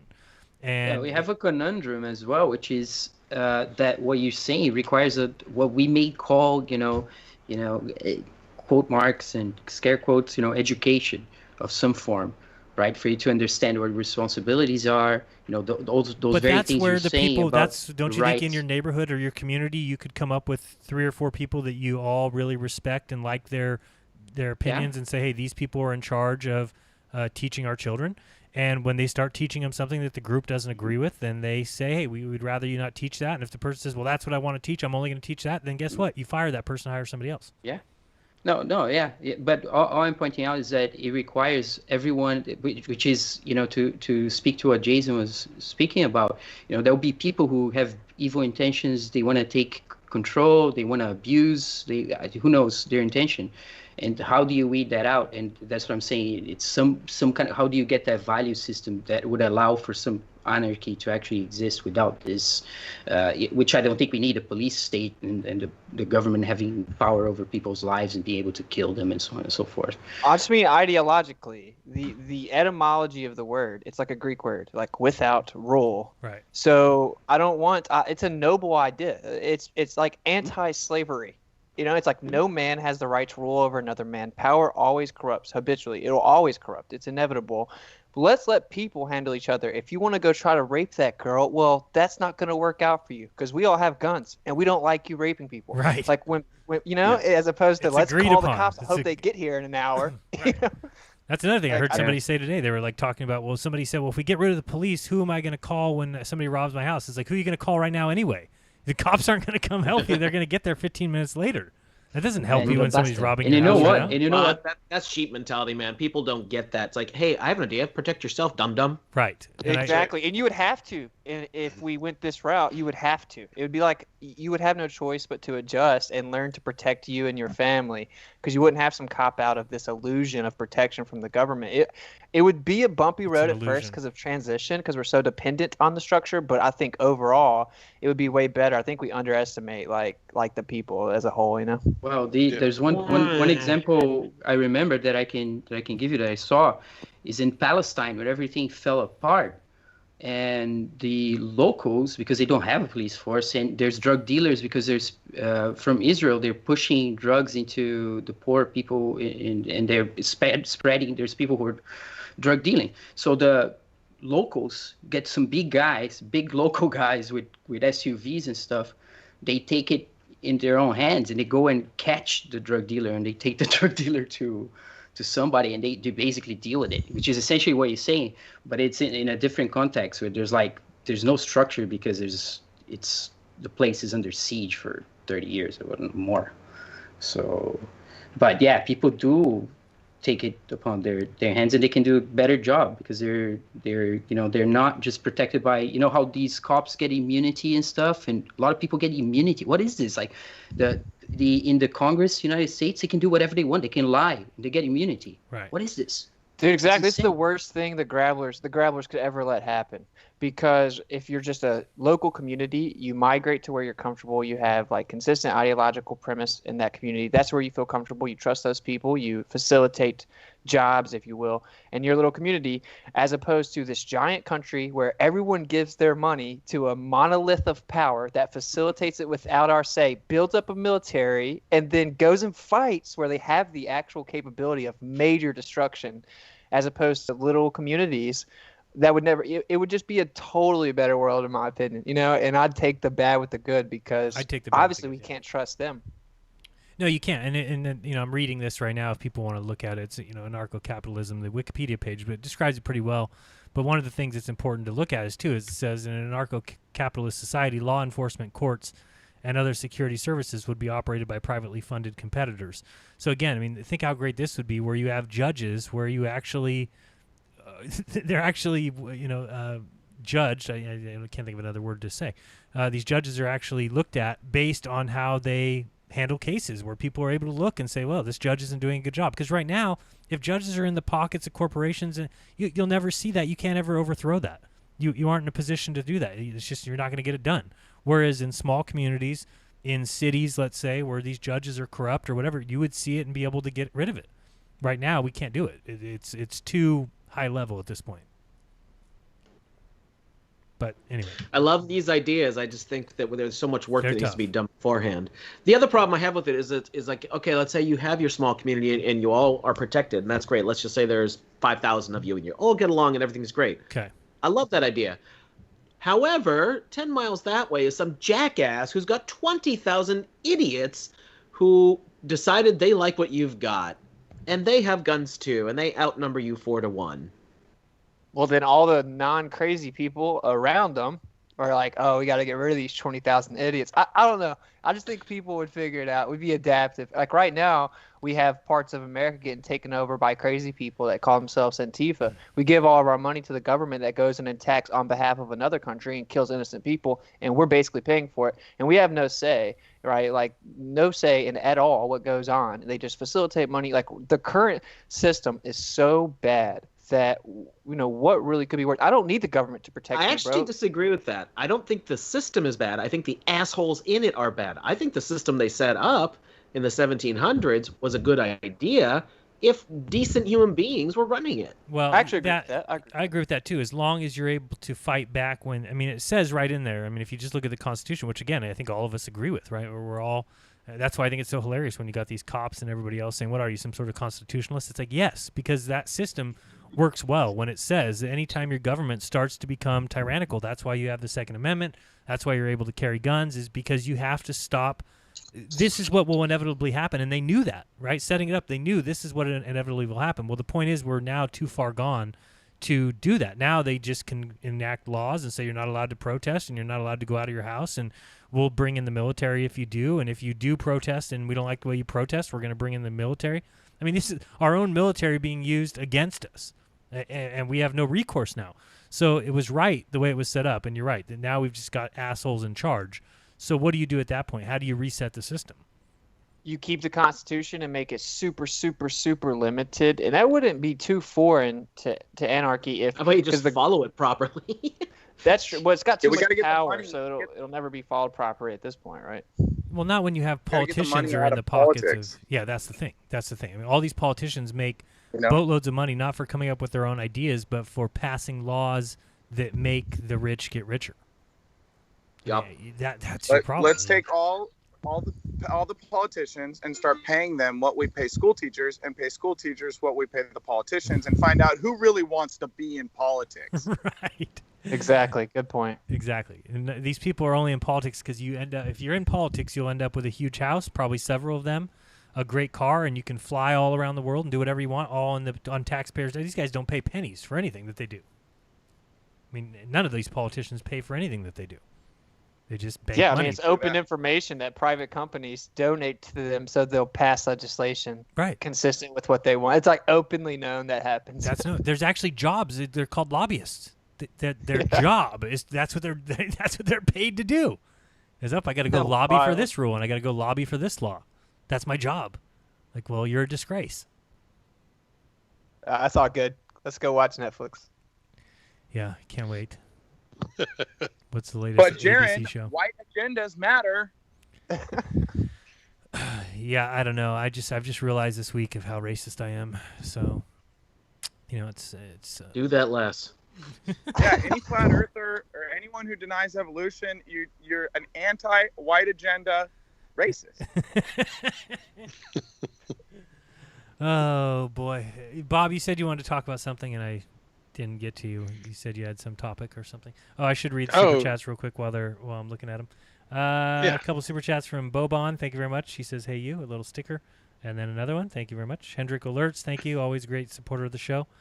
And Joseph Paul says, "But what do I do with these captive children?" Don't teach them the mainstream. Don't put them in front of Lester Holt for children's edition of news, please. I actually was watching that the other day. I'm like, if anybody is sitting their child in front of Lester Holt for children's edition of NBC News, that is child abuse. Yeah, amen to that. Okay, go ahead. Sorry, Bob. Okay, no, wow. After that spirited conversation, I don't know if I can follow with this, but I was, one of the reasons that I invited Nathan on today is because last night he was doing a show, and we ran into, or I should say I ran into somebody from, one of the other popular debate shows that I don't really like very much. But we were talking about the evidence, they were talking about this whole thing that keeps coming up and beaten to death ad nauseum about you can't have gas pressure without the necessary antecedent of a container, right? Well, I think we can all agree on that, right? That's kind of obvious. But, the point that I have, and, I wanted to know what everybody else felt about this, and we've talked about this a little bit about on Globebusters, but it seems to me that everybody is afraid to say just exactly what that container or what that antecedent actually is in our flat earth model, right? And that kind of boggles my mind because, they will sit there and back away from it, and they'll go with the Globers position, and the Globers will claim, well, you have no evidence of this dome, right? This container whatsoever. And so therefore the flat earthers that will make the claims about the necessary antecedent, for the air pressure will back away, from any argument or producing any evidence that I believe that we have for this dome. And, I think there's a boatload of evidence for it. So that's kind of what, I wanted to talk about. And I know biblically, obviously the firmament is well established, and anybody that is a true Bible believer, it's not exactly a stretch for them to be able to go into this. But, when I look at the actual evidence for a firmament, to me, it's absolutely mind-boggling. We have got things like, what Iru has shown with, what's going on in the upper atmosphere. We seem to have some sort of a limitation that occurs at 100 kilometers or 62 miles. We have the University of Colorado and Massachusetts Institute of Technology talking about an invisible barrier up there that seems like glass, right? We have the Antarctica, right? We have Antarctica, which has a 24-hour daylight, but not a sunshine. And of course, we've explained this by modeling the coffee cup caustic. We have sprites, we have elves, we have documents that talk specifically about the firmament. Why in the hell is everybody afraid to produce this and whip this out and say, look, there is evidence for a freaking firmament. What is the problem here? I mean, so I want to know what everybody else thinks about this. Am I the only one that's willing to stand up and say, look, the evidence is there. Why are you cowering from it? And why are you taking the Globers position? No, I agree with you 100%. If we pull the necessary antecedents to gas pressure being physical containment card, then how can we just hand wave dismiss that there's physical containment, thus a firmament? And like you said, there's a document. It's released by the U.S. military, but it's about like a Russian Soviet Union scientist, and he made an approximation method to determine the brightness of the firmament. And his approximation methods were proven to be accurate. That's what the document says. So, well, what were they testing? I don't know. So for me, yeah, there's no doubt there's a firmament. Yeah. What's the official mainstream scientific stance? Because I don't know exactly as to how the atmosphere doesn't escape into They space. even have Gravity. the Have Allen like belt. with chills Right? surrounding Is literally the atmosphere. the hand waving answer is like, oh, it's gravity. It's Yeah, gravity. that's the Yes. answer. Yeah. Yeah. What they want us to believe, Jason, is that gravity. Well, first of all, there's obviously a huge mixed opinion on whether or not gravity exists. And I think it comes down to what the actual definition of a gravity is. I mean, I've maintained for a long time, there is something that causes things to accelerate to the ground. What that actually is, great. If you don't want to call it gravity, whatever. If you want to call it dropity, that's fine. But the reality is that if you look at it under the paradigm of mainstream science dictates this as an axiomatic law of physics, and that is that wherever there is an acceleration, there must be a force that causes that acceleration. And I'm okay with that, right? But a lot of people don't want to apply that to this downward force. Instead, they will simply deny it and call it buoyancy, et cetera. And all that aside, that's all great and wonderful. But where I have a problem with it, obviously, is when they try and extend this downward force that we know is there because, it's just simply there, and they try and extend it to the idea that it's what's keeping the Earth in locked orbit around the sun, the moon in locked orbit around the Earth, and all the planets and all the solar systems. Everything is in this locked orbit because of this gravitational field, which nobody can measure, right? And they're trying to apply it to this. So what they're saying then is that the atmosphere goes up and it has a gradient to it, and it is eventually diminished to the point where when you get up to a high enough altitude, that no particle any longer has an escape velocity where it can even get out of our atmosphere, regardless of the fact that ultimately out of all of our cumulative motions, we are ultimately whipping around at over 1.3 million miles per hour, right? That's never taken into consideration. So the Globers simply say that, what's going on is the gravity, which is pulling everything towards the center of the ball, is what's holding the atmosphere in. But what they don't want to account for is centrifugal forces, change of motion forces, anything like this, to throw a wet rag on their argument, right? And I get that, and that makes a lot of sense, and I agree, with the flat earthers that don't want to take it there because, hey, if we're in an enclosure, then obviously the other planets are not billions of miles away, and they're not under a gravitational influence to the sun or anything like that. We have the Earth, we have the sun, etc. But in order to have a closed system, right, which is in fact not only keeping in our air pressure, the necessary antecedent for gas pressure, but there is also a gradient within it. Now that gradient can, in my opinion, can only be caused by one thing, and that is that same downward acceleration that people don't want to call gravity.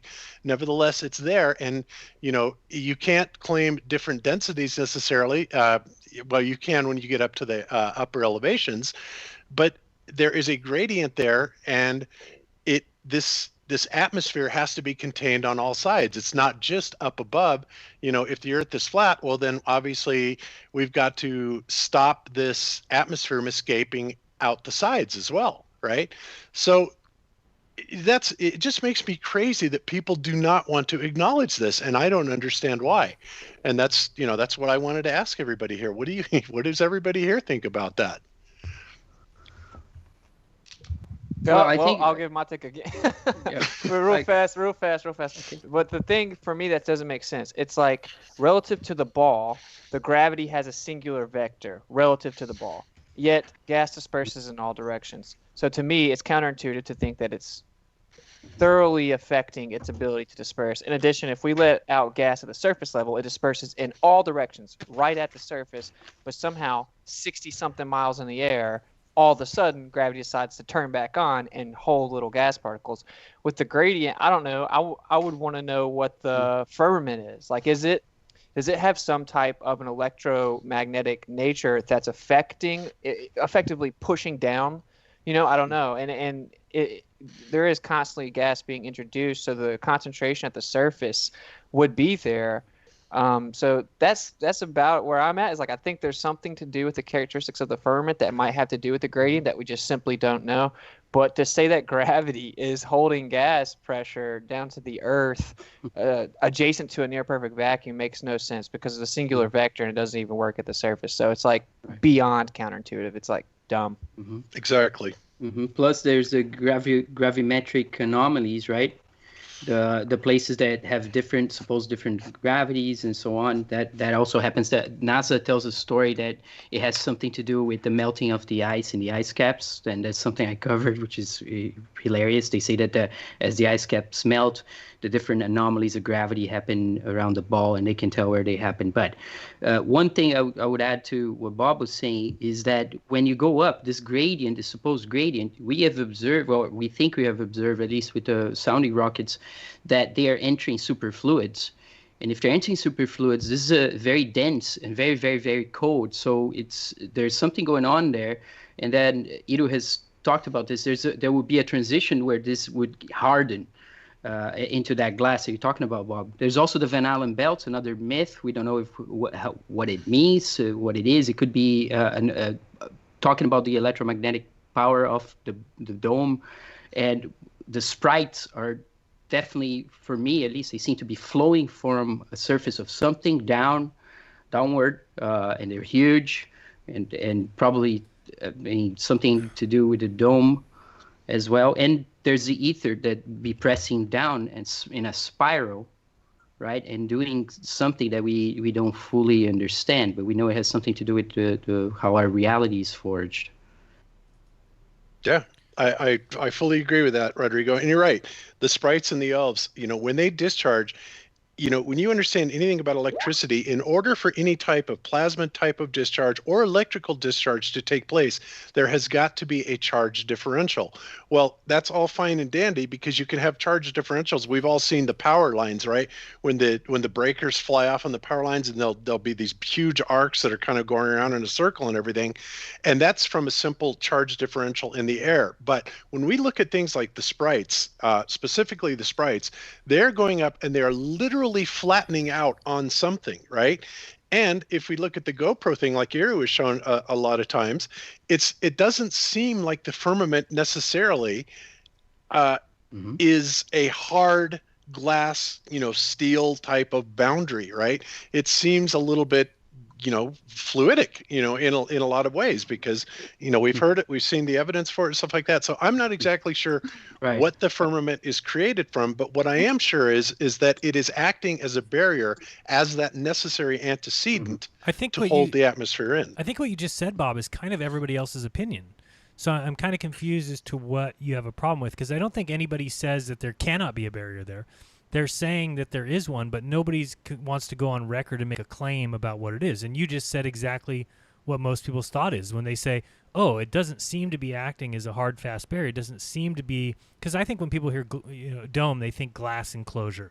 They think, one of those snowballs or whatever, snow globes. So I think that's kind of the problem with me when I say it, is because I kind of tend to believe what Euro says about, and what Euro's direction is with it being some sort of a gas. And then the one thing I want to ask you, Bob, is would you then say that you believe that Antarctica is it, that the more land theory is out the window, or are you still open to the idea of there being more land possibly, or a puddle theory?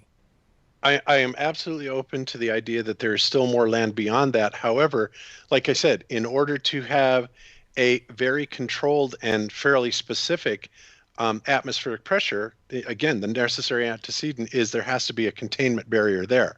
So yeah, right. So when you look at things like the Flammarion, right, and you have the guys peeking out from under the edge of the dome, and they're they're looking into the mechanics of God's mechanics of how this world was created. Right. Yeah, great, that may be, but also I think everybody has to ask themselves this question, because I certainly had, is that if we are in a created realm, if we are in some sort of a little terrarium, or as Mark Sargent wants to call it, or whatever, then you have to ask yourself, what's on the other side of that? What's on the side of it where God is? And, see, I think the rest of for me, picture. that's a materialistic viewpoint. For me, I don't think of it that way, because I think that the earth is all there is. And maybe the reason I think that is because it makes me not have to ask that question. But I think this is such an amazing place that I don't need to know what's below me. That's something that's been taught to me, that everything is a sphere and there's above and below and that there's things outside and that the universe goes on forever. Whereas I really just need to look at the world that's been presented to me and look around and realize this is such an amazing place and our existence is so unbelievable that can be enough. The idea of it being a created place for you to inhabit is enough. Why do I need to think what's outside of this? Well, it's speculative, but it is still, right? Like, if the necessary antecedent to creation is a creator, certainly if it's a geocentric stationary plane, and then we have that firmament, it stands to reason that in order to be created, there is something outside of said creation, you know? I don't know. And I think we could all be part of that. If we don't see him here, Darren, then that means he has to be somewhere else. Well, I think this concept of multidimensionality is very difficult for most people to grasp anyway. It's like, how do you visualize higher planes of existence in a physical way? It's I can kind of do it, but I understand why a lot of people would not be able to. Yeah, we don't experience everything there is, for sure. No, I like the whoever came up with the idea where they said, if we didn't have a sense of smell, I mean, would you ever know anybody around you farted? Exactly. And snakes can tell temperature, right? And animals have much stronger sense of smell. Vultures and dogs, and it's much different. The reality is completely different. Yeah, and something that I want to point out is that the fact when we talk about the container, or it must be a presence of a container. Well, my theory, and for me it's a little hard to explain in English, but the fact is, the low temp, for me, this is my opinion, but all you need, for example, in terms of the escaped gases, this idea to the gas need to escape if it's an open system like the heliocentric model proposed, of course, that's totally agree, at least in my perspective.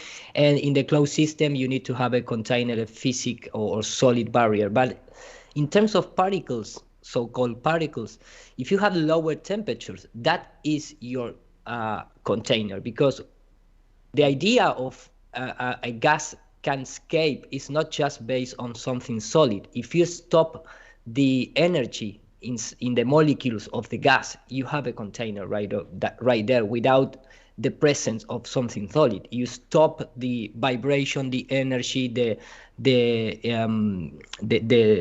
energy inside the molecule, and you stop the gas. Right. You stop the particle. You don't need something solid. Exactly, Uru. And if you want to look at that biblically, the Bible, defines it as like a molten glass. Well, a molten glass would have a viscosity to it. It's not a hard thing. And so we could be talking very much about sulfur hexafluoride, something like that. Yeah, but the key is, for me, at least, this is my opinion, but the key for me is not the type of gas, but the condition of the surrounding of the gas, which in this case, it's a really lower temperatures. It doesn't matter the gas. It doesn't matter if it's a hexafluoride or neon or ozone or whatever. The property that freeze or at least stop that gas to keep going somewhere is the lower temperatures. And that is what happened, at least with that sounding rocket from Up Aerospace Company that shows 120 start to reach almost zero absolute Kelvin degrees. So that is interested. And like I mentioned before, all you need in this case for the gases to stop the gases is lower temperature. And if you follow that progressive line of lower temperature, I believe, because I also have a homemade experiment, if you freeze a gas, it's become a crystal. So there you have, if you want to, that part referencing a crystal ball, crystal dome, or molten farther glass away, dome, right? and things that would be like that. farther than the sounding rocket. Yeah. That's for me.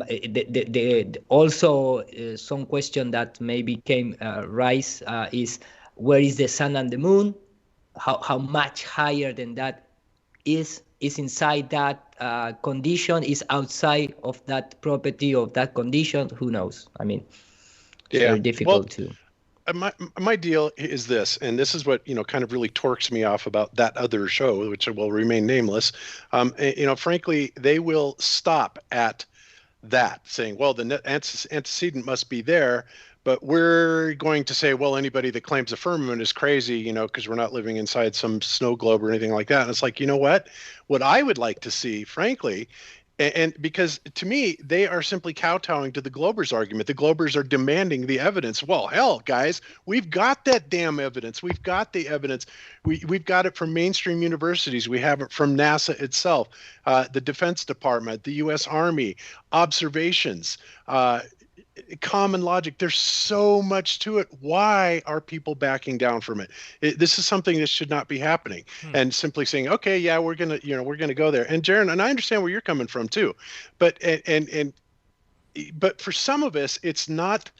For me personally, it's not good enough to just say, okay, well, it is what it is. It's a great place and all that. I mean, I have a curious mind, and I think things like this through. And it just seems to me that, cutting this debate off at the point, when we have so much evidence to the contrary showing that there is some sort of enclosure, is just wrong.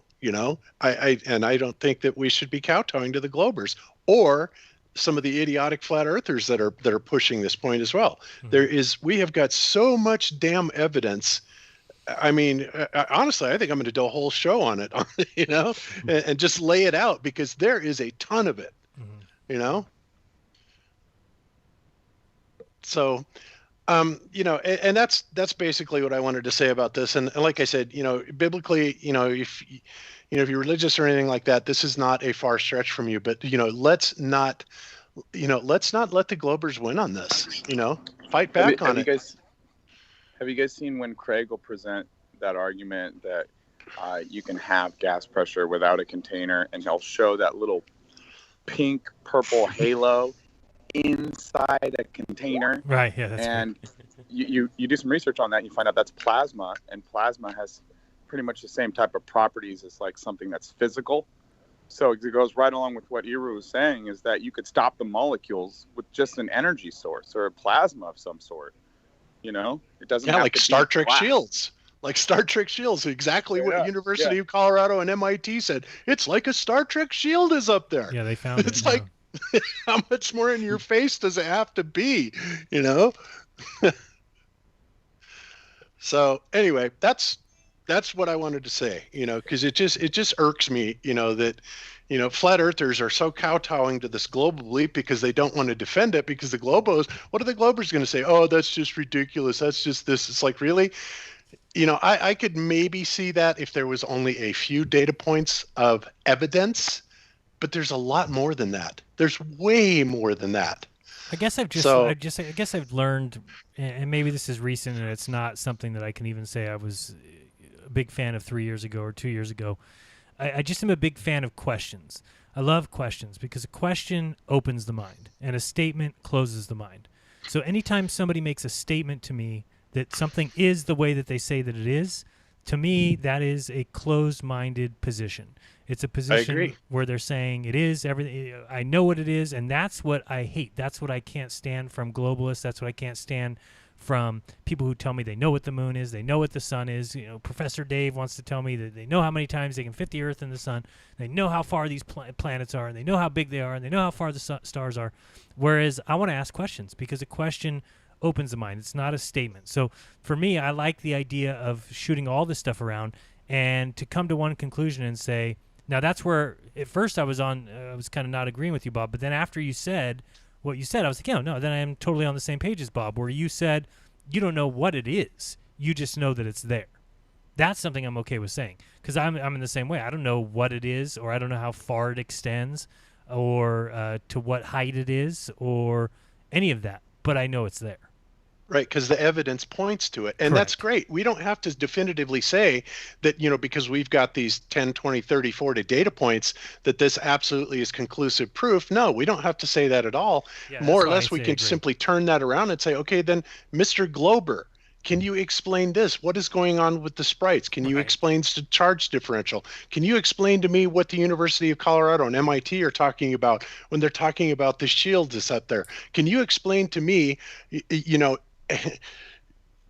And a flat earther, can you explain to me, well, if the world is flat, then what is the antecedent that is holding us in? We've got all these questions to ask, and you're right, Jaron, we can ask all these questions, but like I said, there are so many data points that absolutely do support this idea, biblically, scientifically, observationally. My God, what else do we need?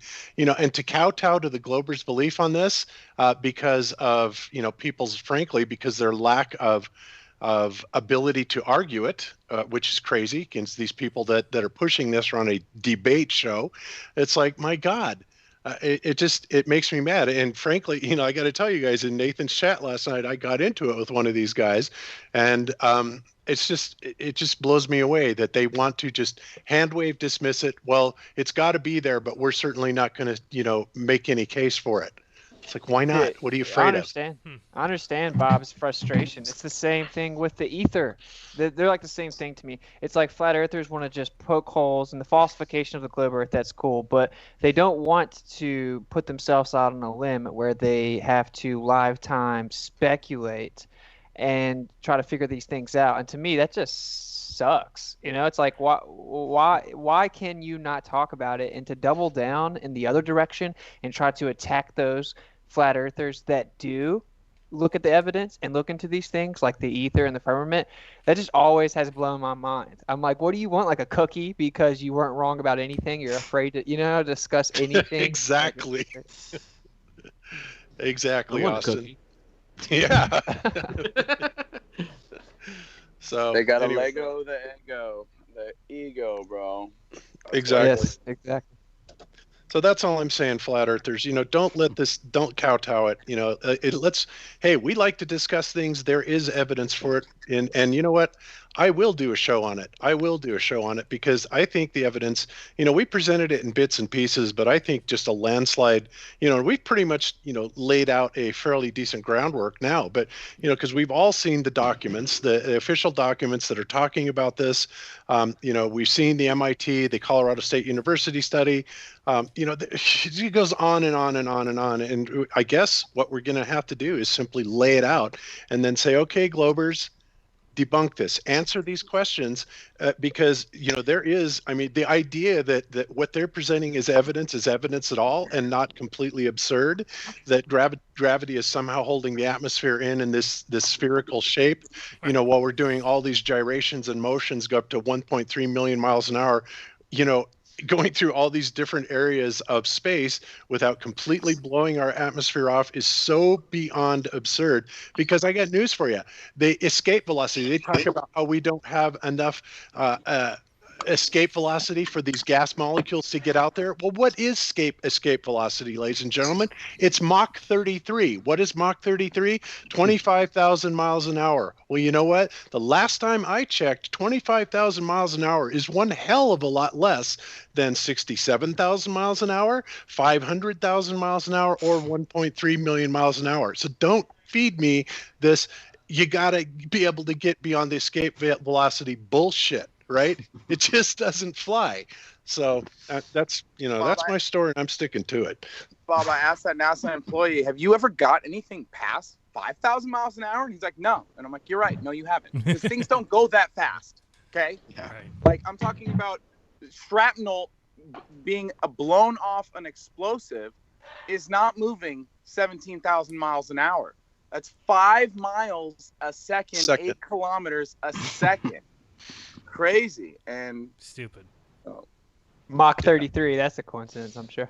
I know. The first time I saw that, I'm like, get the F out of town. It's really Mach 30, and it is. 25,000 miles an hour is Mach 33. Remember the first time we discovered that, Jaron? We about died laughing. It was on a ISS watch party. Like, oh boy, we should have known. It was like, I'm debating McToon with Austin on Sunday, and I was watching one of his videos where he debates Simon Ramos. And he goes, no, we know the gravitational constant. It's 6.6. And I was like, say it. And he's like, 7. And I was like, dang it. They were so close. It was so close. But yeah, we know it's 6.67 is big G. Yeah, we know that, Yeah, round it off. Exactly. Yeah. Yeah, Bob, I saw this on the Colorado bill that went through, right? This one for vaccinations. But right in the first page, it says Section 1, the General Assembly finds and declares that immunizations save lives and money. Each year in the United States, immunizations save 33,000 lives. Like, oh my God. Boy. Preventing 14 million diseases and save 9.9 billion. There's a 9.9. Flip that. One life for each email that Hillary deleted. What do you mean that it went through, Jaron?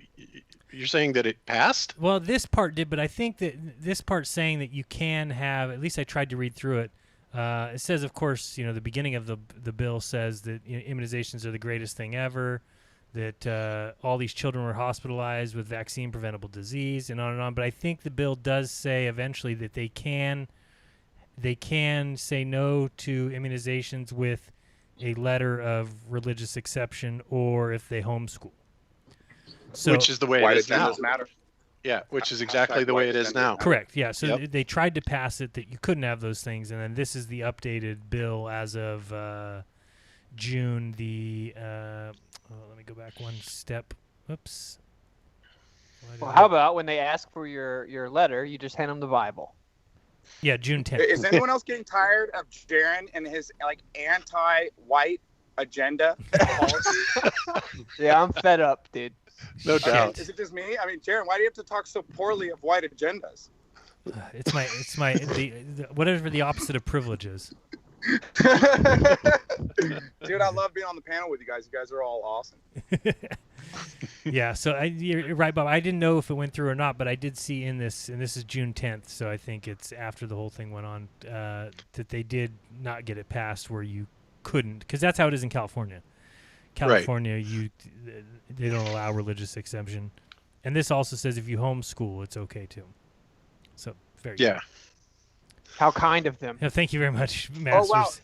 Masters, thank you, Master. Who'd have thunk? Yeah. Who'd have thunk? Thank you, O Lord and Master. I appreciate you allowing me not to stick needles in my child's arm. God, who do they think they are? It just kills me. Like that Dersha douche guy. You say, you don't have the right to refuse vaccinations. It's like, oh my God. That dude pissed me off. Just the idea you have to make a positive action to be exempt from vaccines is clown world. No, I don't. I just don't have to take them. It's that simple. The thing I couldn't stand the other day, there was some video, I don't know where I saw it, but there was some guy going off on people who don't wear masks. And he was saying, he equated us to, he said when businesses first came out with the idea of no shirt, no shoes, no service, we would have been the ones saying, no, we think we deserve to go in there without shirts on. Like, this guy just doesn't get it. Just doesn't get it. I mean, it's so disgusting. Nah, man, I want people to wear a shirt. Do you think it's that they don't get it or they intentionally pervert the issue?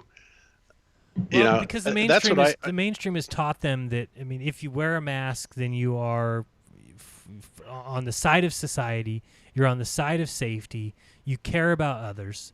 That's what it seems to be. And that if you don't wear a mask, then you are selfish, self-centered, and only care about yourself. So that's I think they actually don't get it. I think they equate regurgitation of propaganda with intellect. Right. Yeah, but see, the reason I think they do get it, Austin, and that they're simply perverting it is because they don't want to look at the other side of that. In other words, what has social distancing cost us, right? And what is it going to cost us? Well, A, it's cost us our economy for the entire world, not just this country. B, we need to be in each other's presence. Humans need to have physical contact with each other. The reason that they say stay 6 feet apart, simple, because the electromagnetic field of the heart extends to about 3 feet on each side of the body. And believe it or not, that heart interaction, that magnetic interaction is part of what makes us go, right? They want to keep people away from that energy, from us feeding each other, either positively or negatively, and mostly in the positive in this case. That's why they say the 6 feet. All of this stuff, I mean, there are a million other things that are absolute detriments, caused by this social distancing and staying at home. I mean, and not the least of which, like I said, of course, is the economy. But, we need human interaction. When you have a premature baby that is born in a hospital, I mean, and I was amazed that the hospitals actually understood this, but they will literally put a nurse on duty to go in there and hold the baby, to stroke it, to have interaction, physical touch with it, because even the hospitals understand that that is absolutely paramount to survival for the baby. And it doesn't change when you're an adult. So totally true. Yep. It's just it seems like such a self-fulfilling prophecy, though, because the mainstream narrative is set up in that way, right? I mean, if I told everybody on this show, everybody must wear a mask on my show because particles are traveling through the microphone and getting people sick. So just by saying that now, if any of you guys chose not to wear a mask, then I can make up the narrative that, well, then see, there's people getting sick and it's because of what you did.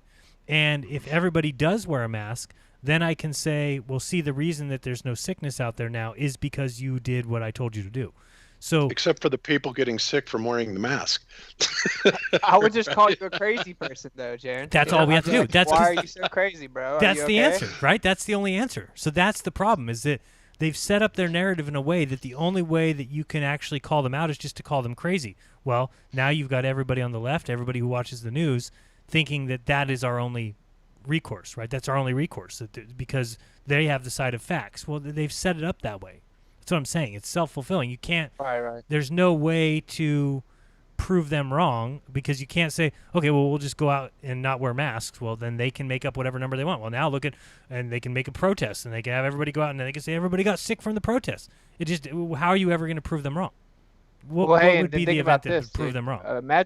Imagine being like a blue-pilled normie that owns a business, and you shut down and crippled your ability to continue that business, and you've made life-altering changes because you blindly believed this nonsense and propagated it yourself.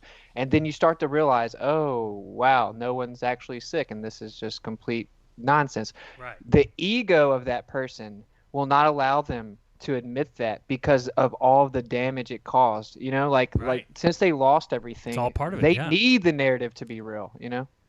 Absolutely. Yeah, they can't. Yeah, and they're going to do whatever they can to, like you said, it's going to hurt their ego if they even start to venture the idea that it could be without recourse. And again, this is what we talked about earlier. They can't let it ever come out that this was done incorrectly or that the media built up something that wasn't there, or that politicians did something that wasn't right by shutting down the economy and that it didn't need to happen and all these people. So no matter what, they have to fulfill that story. So you're going to hear about a second wave, and you're going to hear about more people, and you're going to hear now, again, I'm just saying you're going to hear it. Doesn't mean it's happening. Doesn't mean, just like we heard that New York hospitals were full, and we heard that wasn't the case, right? That was, they were sending people home. They were closing down floors. But that's what they'll do again, whatever it takes to get people to think that what happened was true. Yeah, I mean, I heard 19 hijackers use box cutters and crash planes into the building, causing them to fall at free fall speed. When did that happen? How could you say that didn't happen? What do you mean they found his passport? Yeah, dude. So don't dare tell me that didn't happen. I mean, what are you telling me? They threw some passport out of a fake plane? Come on. What do you live under a rock? What are you saying? They just went to a hole in Pennsylvania and said a plane crashed there? Come on. Definitely crashed and incinerated there. And how dare you say a plane didn't crash into the Pentagon? I mean, just look at the pictures. There's at least a hole 7 or 8 feet wide there. Man, they identified all the body's DNA from that flight in the Pentagon. Oh, wow. Within a day. But they didn't identify where that $6 trillion went missing where the Pentagon got hit, did they? Jeez. Like we said on Monday Night Raw, all buildings matter, including and all the gold that was allegedly underneath it too, right? Whatever happened to that? So that's the thing. We all forget about those stories because we're too busy worrying about, was it space-based weaponry? Was it dustification? Was it controlled demolition? And I still wonder about that. I mean, especially after seeing what has gone on, in Northern California, the surgical strikes with these fires and the things being literally vaporized. Did they have that technology? Like Dr. Judy Wood had posited in her book. And if you've read that, I got to say she puts forth a pretty interesting case. But if it's not unreasonable, in my opinion at least, to assume that we did have these DEW weapons, right, back in 2001, and they may have been a contributing factor, or the buildings could have all been brought down by thermate and thermite. I don't know, but it just seems to me when you look at some of the debris that was surrounding the World Trade Center and how cars were literally mostly vaporized. It's like Vapor how was not. yeah, how could thermate in a building do that, right? Blocks away from it. Well, I think they definitely had it. There's no doubt they had it because Tesla was working on it, so they definitely had the technology. Only reason I am hesitant to go that route is I think it's so risky. Like, what if someone saw that or it didn't work or you missed or you had a malfunction, as opposed to just put some CGI planes and then controlled demolition? Well, wouldn't you say, Austin, that hitting cars blocks away and vaporizing them is kind of a miss? Yeah, that's true. Touche. So, that's all I'm saying. So I don't know if we'll ever get to the bottom of that one, man. Well, not when you remove all the evidence, hours after in dump trucks that have been ordered, well in advance. Okay, take this all, ship it off, have nobody ever be able to check any of this.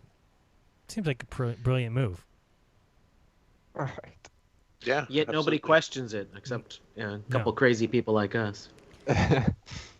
Exactly. Well, Eric, fortunately, there's more than a couple crazy people that are questioning it. But it's like even with the literally thousands or tens of thousands or even possibly millions of people, when you have a society that is so hopelessly addicted to the media, it's even as popular as the internet and the alternate media is getting, for some reason, they still seem to maintain that control. They still seem to keep people in that trance, with the mainstream media. It's astounding. And that's why I named the show today, Bob. Just what I did. Psyop much.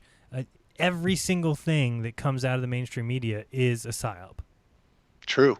Every single piece of it. And people fall for it on massive levels. And they don't care that there's the 10% of us, or like Jason called it earlier, the 80-20.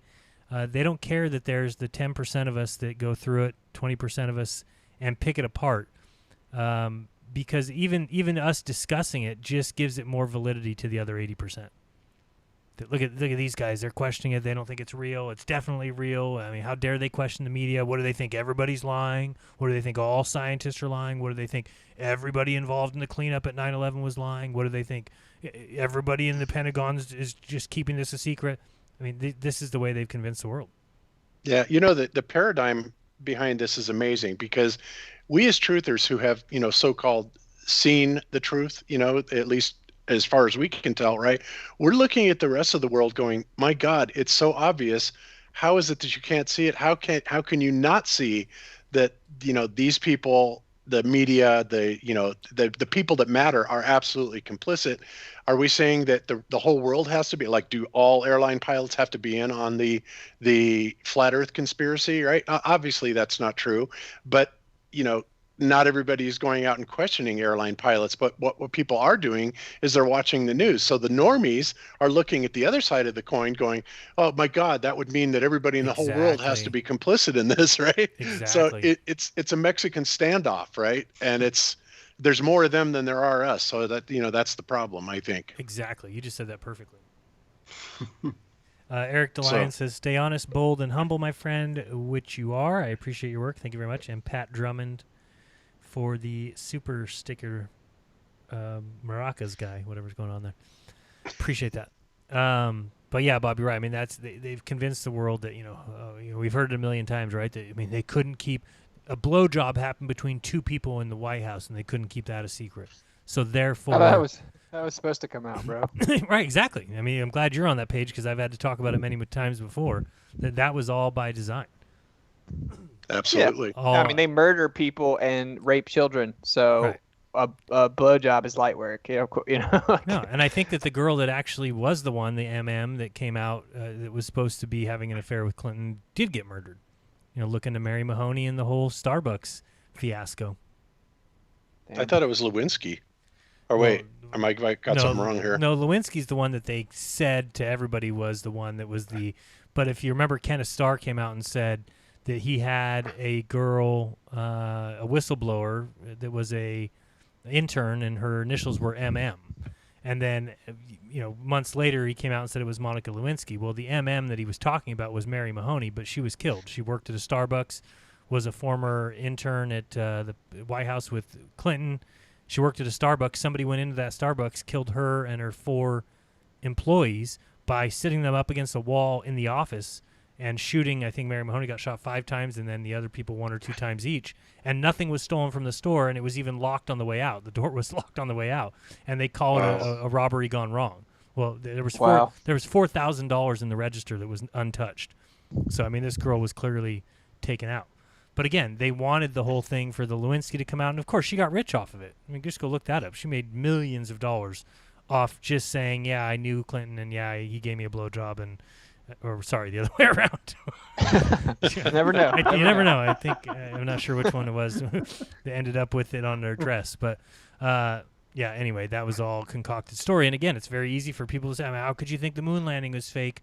They couldn't keep a blowjob in the White House between 2 people a secret, so they certainly could never keep the moon landing a secret. I mean, this is all. That's great. why they did it, you know. That's why it's a psyop. So you have just like the same people. I mean, they always love to ask those questions, and it's like, yeah. So you could ask that question. It's like, you know, why did they fake the moon landing 6 times? Why wouldn't they have just faked it once? It's like, so you could say exactly that. So the fact that you could just say that is the reason they did it. They built a bunch of shit. There's no denying that. They had to do something with it. Sure. Yeah, and that's Neil deGrasse Tyson's explanation for why we did go. He says, well, you know, they built something big enough for all that fuel, so where do you think they went with all that fuel? They must have gone to the moon. That's obvious. That's his answer. And he adds, do the math. Yeah, do the math. You do the math. Yeah. Because where else would they go with all, you know, it's just the same thing. Again, and I always like to use the idea of me saying I drove my car to Hawaii. And people saying, no, you simply didn't. And I say, no, but here's the gas tank. It holds enough gas for me to go there, and I filled it up, so you do the math. Where do you think I went? Yeah.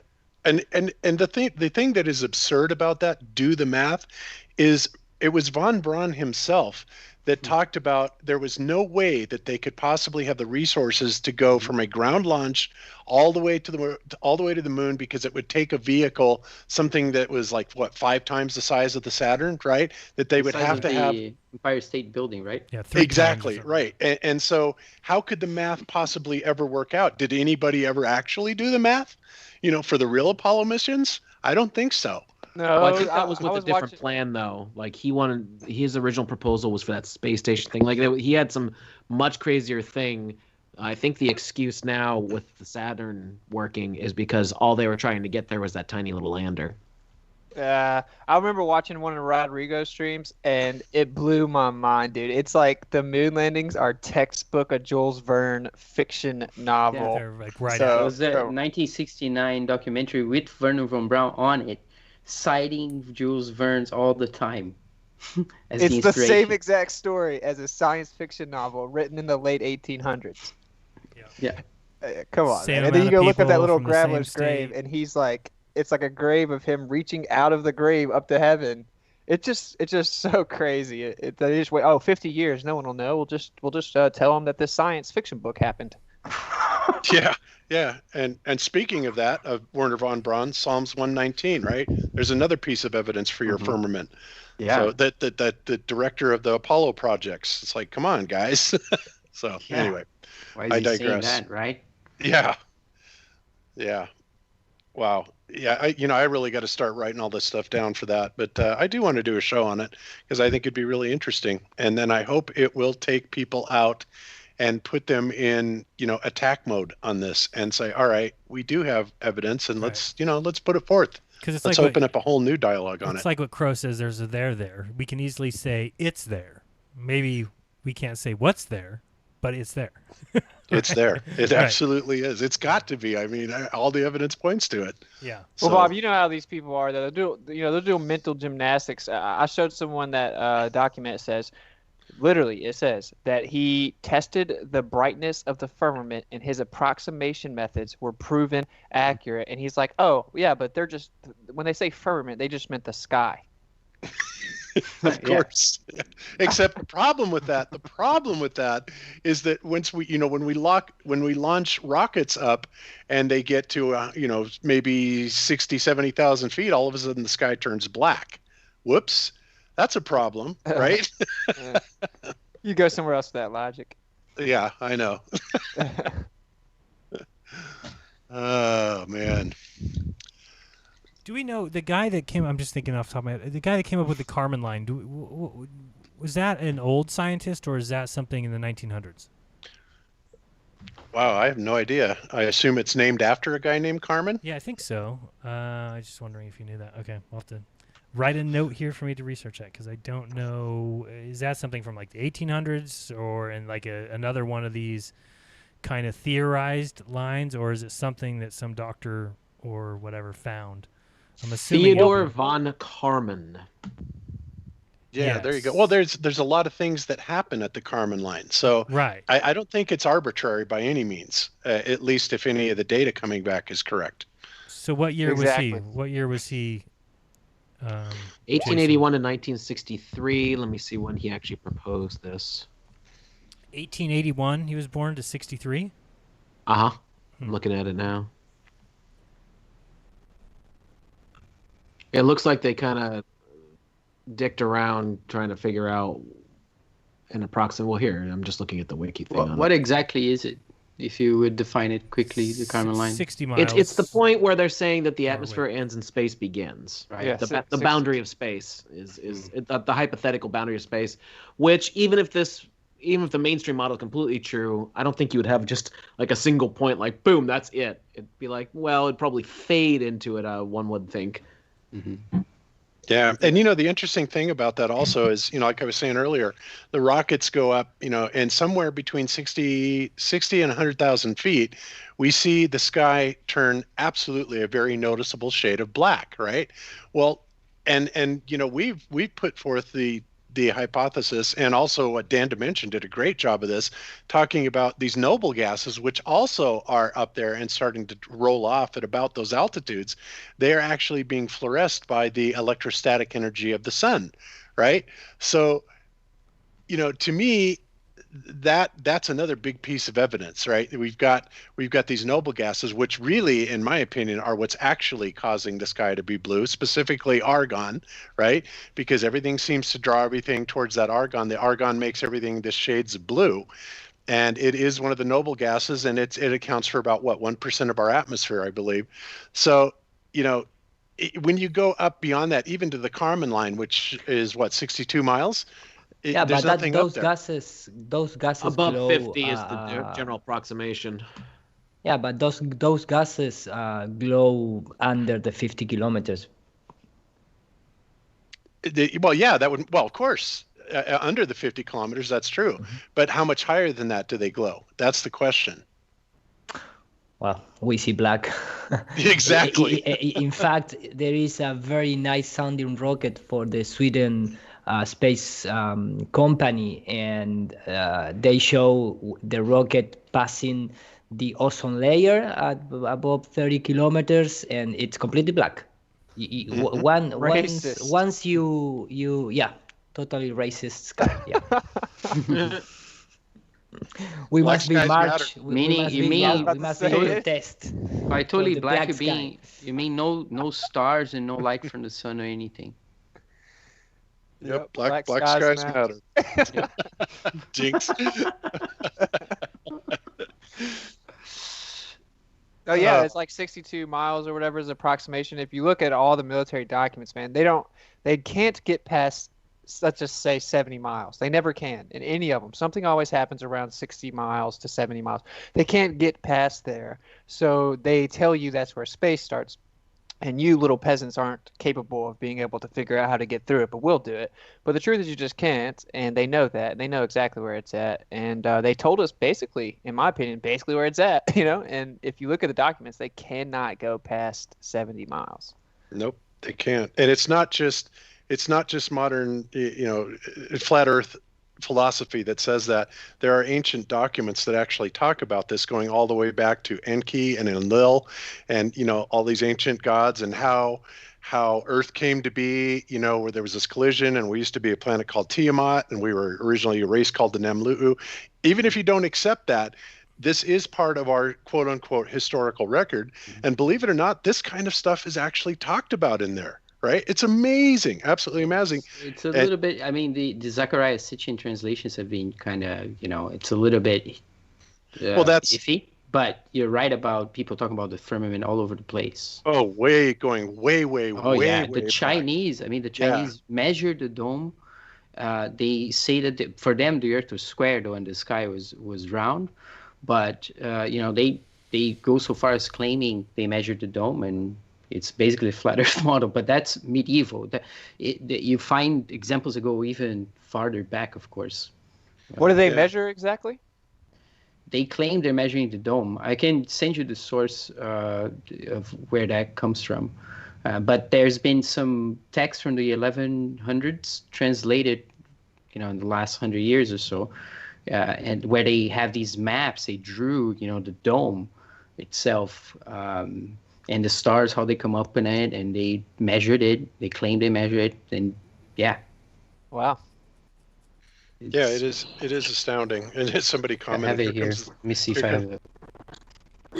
Somebody saying, here comes the alien mix in. Well, I don't want to claim alien or anything. I'm just saying that this has nothing to do with aliens. This is going back to documentation that is terra firma, right? It has nothing to do with aliens. This is documentation that is part of humanity's history that is talking about this. Now, whether or not our origins are extraterrestrial or maybe God's an ET, I don't know. All I'm saying is that there is documentation that speaks about these exact same concepts going back millennia. And I find that interesting. I'm sorry, I just do,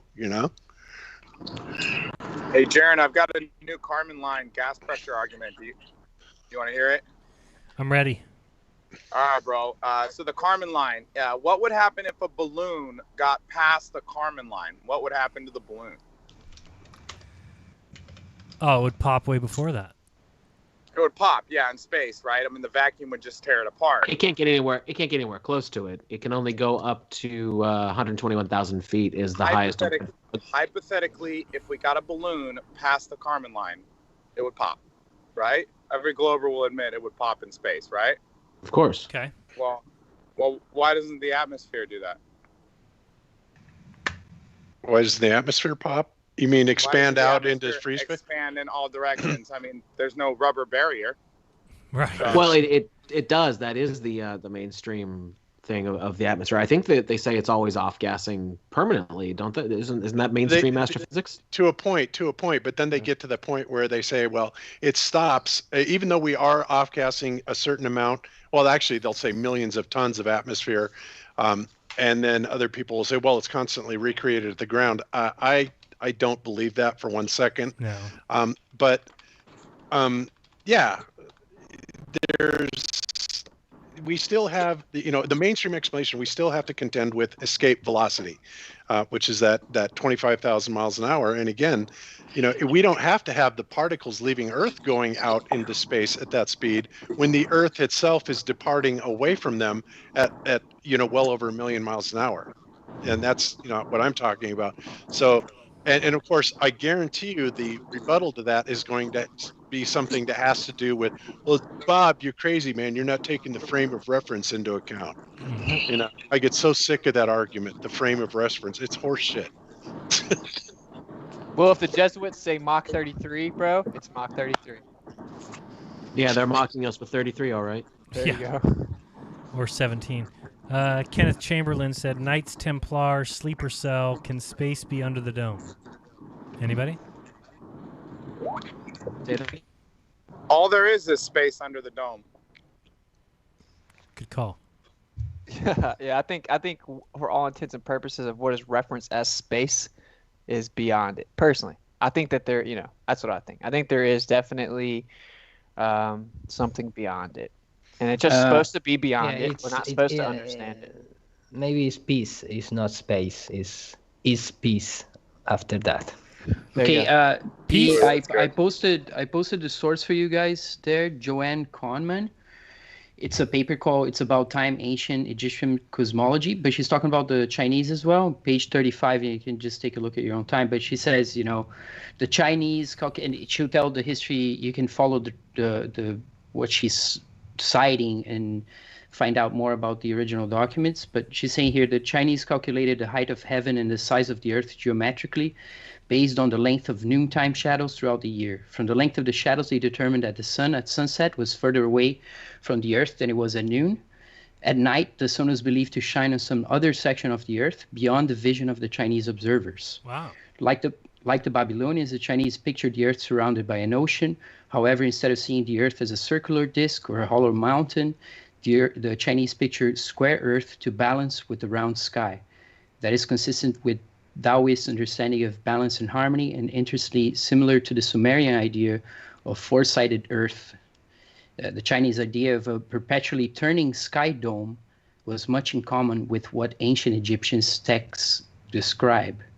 Well, that would seem to be commensurate with the biblical description that there are four corners to the earth, too, wouldn't it? Yeah. Interesting. Well, Crows very much insists that after thousands of hours in front of a telescope, that is some sort of liquid. So take that as you will. Yep. And then if you take a look later, and if you go to this page, there is the sketch, I guess, that comes from the Chinese and has been translated by an astronomer that looks at the axis of rotation of heaven, and it has some other measurements there and talks about the equatorial belt and the pole of the heavens and so on. But the sketch here is round as so. Yeah, and I don't know if it is the original Chinese, but this is interesting because what is very interesting about this paper actually is that she is complaining that what we have now is people coming with a modern astronomy kind of background, with the mathematics, and trying to apply it to ancient Egyptian texts. And she says they don't understand shit about these texts. They know nothing, and they just basically projecting their modern understanding of cosmology on the Egyptians. They didn't think any of this that they're claiming. So, which is, yeah. Well, I think ancient civilizations were far advanced beyond what we've been told, and so I'm gonna go with them, maybe more so as to what they thought about the Earth than the crazy pseudoscientific grabblers of today. Absolutely, Austin. I mean, Well, that's deception, though. What do you mean that's a deception? Well, what they're putting out, like he's saying, the crazy pseudoscience, it's not that. If indeed that what we're speculating is correct, it's because they're putting out a deception. You think that the powers that be don't know what's up there? No, they do Oh, for of sure. course They they wrote do, about yeah. it. They wrote about it. Planar geometry. And they in all the Masonic books, they straight up tell you the Earth's a plane. They know it. Yeah, I totally agree. And we are. I mean, we've talked about several times that society appears to be devolving. We are not evolving. We don't seem to be getting smarter. And the de-evolution is a planned agenda. That's obvious, right? They're doing it by, impairing our mental capacities with fluoride, by our diet, what they put in the atmosphere. Yeah, I mean, it goes on and on and on and on and on. And people literally are getting dumber. And, so yeah, to think that we know more now today than the ancients did 1,000 years ago, I would bet the farm that there's nothing further from the truth than that. Well, you're referring to the general populace again, which there are a very large number of people here, and I would think that the controllers are probably scared of us because of the sheer numbers. So of course they dumb everybody down.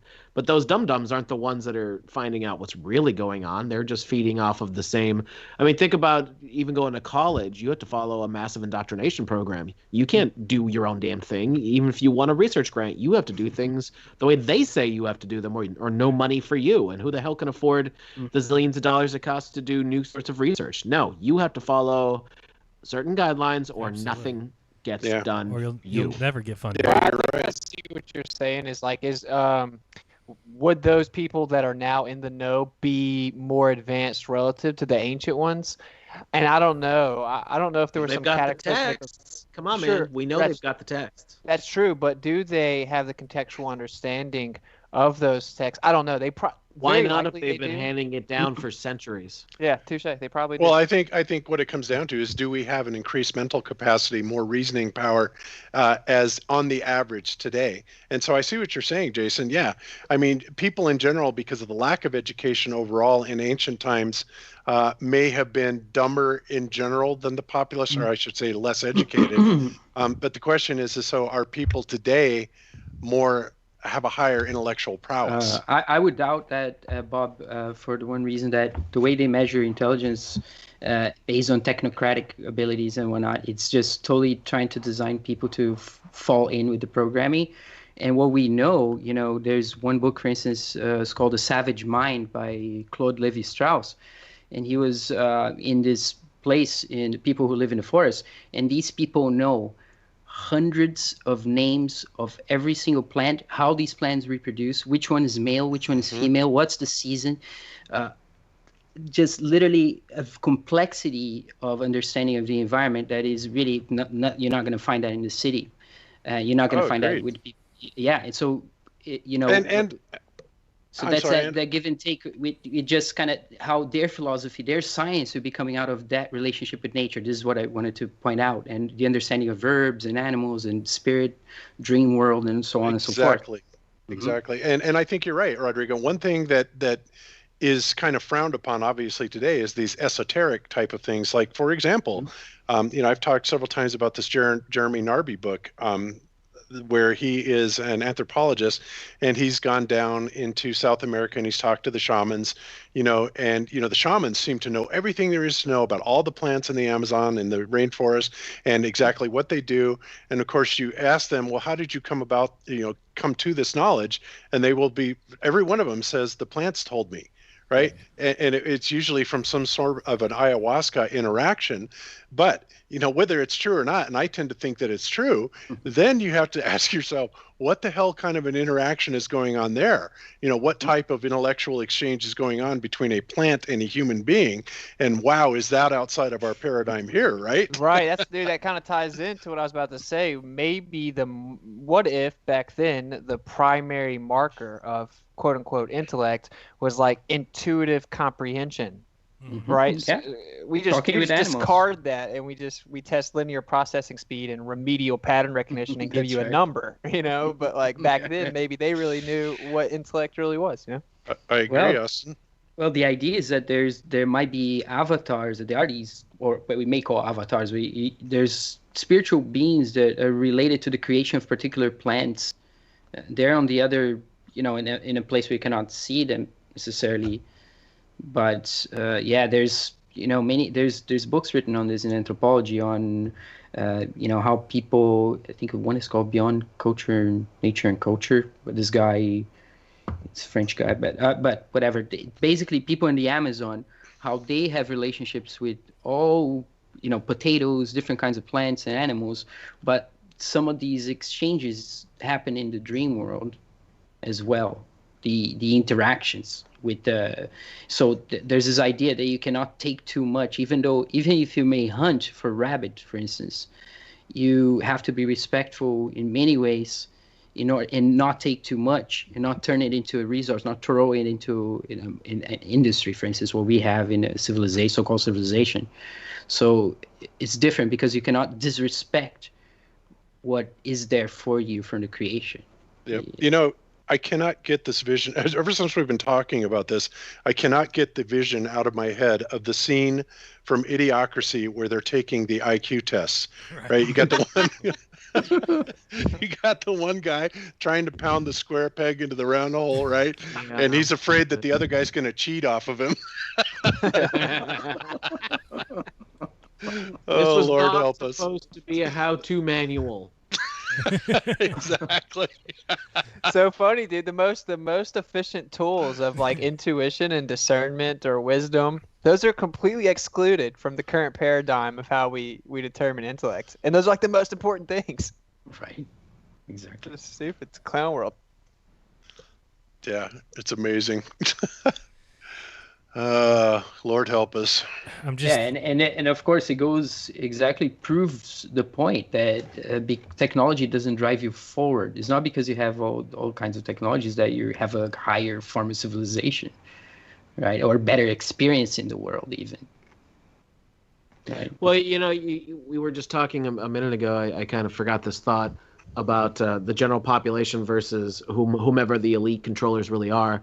This was true zillions of years ago, too, because if you think about even the old secret societies, the Mystery Babylon religions, like all that going way back, they were even hiding mathematics, just simple formulas from the general public, because they wanted them all to be a bunch of dum-dums. They didn't want them being able to challenge their authority or their power, so that's just the way it was. So you'd have, let's just use a really primitive example. One dude knew when to call the eclipses, because he had the knowledge, and would use it to scare the rest of the general population who they had believing in dragons swallowing the sun and shit like that. You know, But believe it or not, that's doing us today. Wear your mask or you're going to get the beer bug. It's all bullshit, folks, and it's bad for you.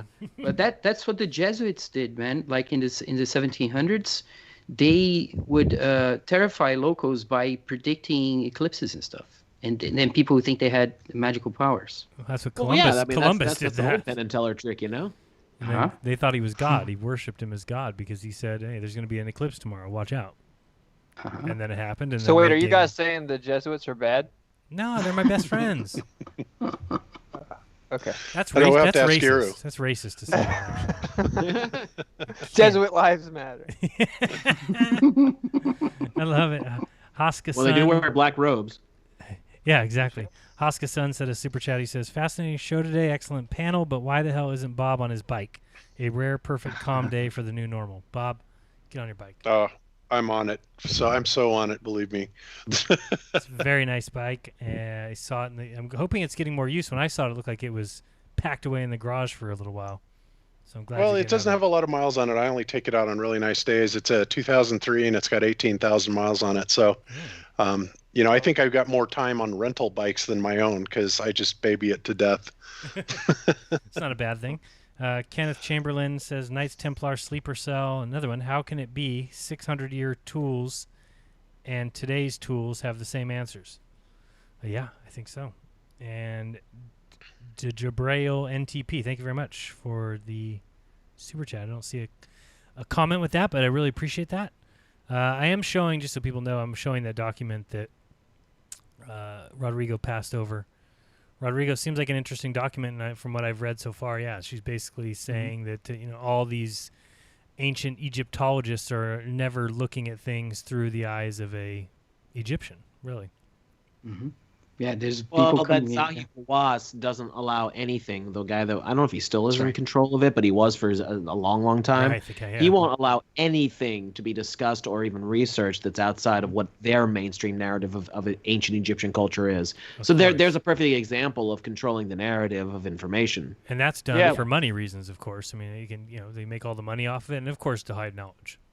Yeah, exactly. It's the esoteric part, right? Like I've seen with my own eyes a Masonic Bible, an older one, and it's just flooded with Egyptian quote unquote. Oh, absolutely. I think I have one. I'll see if I have it. I think I might have a PDF. We know that they're drawing from the ancient Egyptian. I mean, look at their story of Hiram Abiff and all that. I mean, that comes from all the way back then. That's who they idolize. Yeah, that's exactly. You can read Albert Pike too. He explains to you like the esoteric metaphysical importance of the pyramid and what each ideological premise is with the angles. And then he also talks about planar geometry. So that's why they can't let us know, because it's the crux of their esoteric belief system, so that's why it's powerful. Well, they also love dicks. I mean, look at all the obelisks everywhere. They do love them, some phallic They symbols. love dicks, man. Just look at Bohemian Grove and the obelisks everywhere. These people love dicks. Yes, dude. Washington, D.C. They're all over the place. Wait, there's a giant pecker involved? Oh, that's right up our alley. Let's bring this pecker over to here. 666 inches. Right, exactly. Let's make it exactly the size that we need it. Oh, boy. You ever wonder if the real elite ever hear like some of the shit that we say? I mean, that's why I say things like that, just on the off chance they might catch me making fun of them. Right. Goddamn. Like, yeah, man, you love cock. I think they might be. I think they might be impressed. Though they might be impressed, to be honest. They might be like, "Wow, these guys actually see it." Whereas know the how other we ones, feel. Yeah, the other ones. Wait are a second. just They know people that who- we love dicks. Right. We were making a joke about that a couple weeks ago. What if they just tuned into Jeranism Friday Lounge so they can be like, "Oh, that is a good idea. Maybe we should do that." Brilliant. We're gonna move right on that. It's our next month's task. Oh boy. Well, think about it. We're crazy conspiracy theorists, right? But if the people that run the world think some of the craziest stuff, and I'm not saying it's not, I don't know, but like they think this dude was dismembered and his phallus was kept and they like worship it. Like, talk about crazy. Like that's a wild little religion you got there, Grabblers. Hey, I might be a crazy conspiracy theorist, but I don't love dick. I'll tell you which one I think is better. Yeah, no doubt. And if you do love dick, I don't care. It's fine. Anyway, whatever makes you happy. Teach their own. Teach their own. Yeah, I'm not finding it. I thought I had a Masonic Bible somewhere here. You've actually seen one though, huh? In person? Yeah. Yes. Held it and everything. It's flooded with the Egyptian mythology, which I don't think is mythology necessarily, but yeah, it's like it explains to you the importance. It's in a Bible, and I've had a Mason be like, "No, look, here's my Bible. It's just a normal one." I'm like, "Oh, you'll get there one day, bro." But, Hey, Austin, I have to wonder, the Egyptian symbology in the Masonic Bible, does it by any chance mention anything about the pyramids? I mean, I doubt it, but does it? I didn't say anything about the pyramids. It was more of the figures within the mythological representations, and they explain to you by name who they are, what they did, why they're important, what they represent, and how important it is to the Masonic Brotherhood. It's wild. Right. But I didn't see anything about the pyramids, I don't think, except for the Albert Pike writing. Yeah, I agree. And the real reason I asked that is we were talking about it earlier in a chat group a little bit earlier today, in that, there doesn't seem to be anything in Egyptian documentation or writings or anything like that about the pyramids or the construction of the pyramids. It's like it's completely omitted. So why is it that the construction of the pyramids is attributed to the Egyptians when they don't seem to state anything about it? To me that's crazy. Yeah, it is.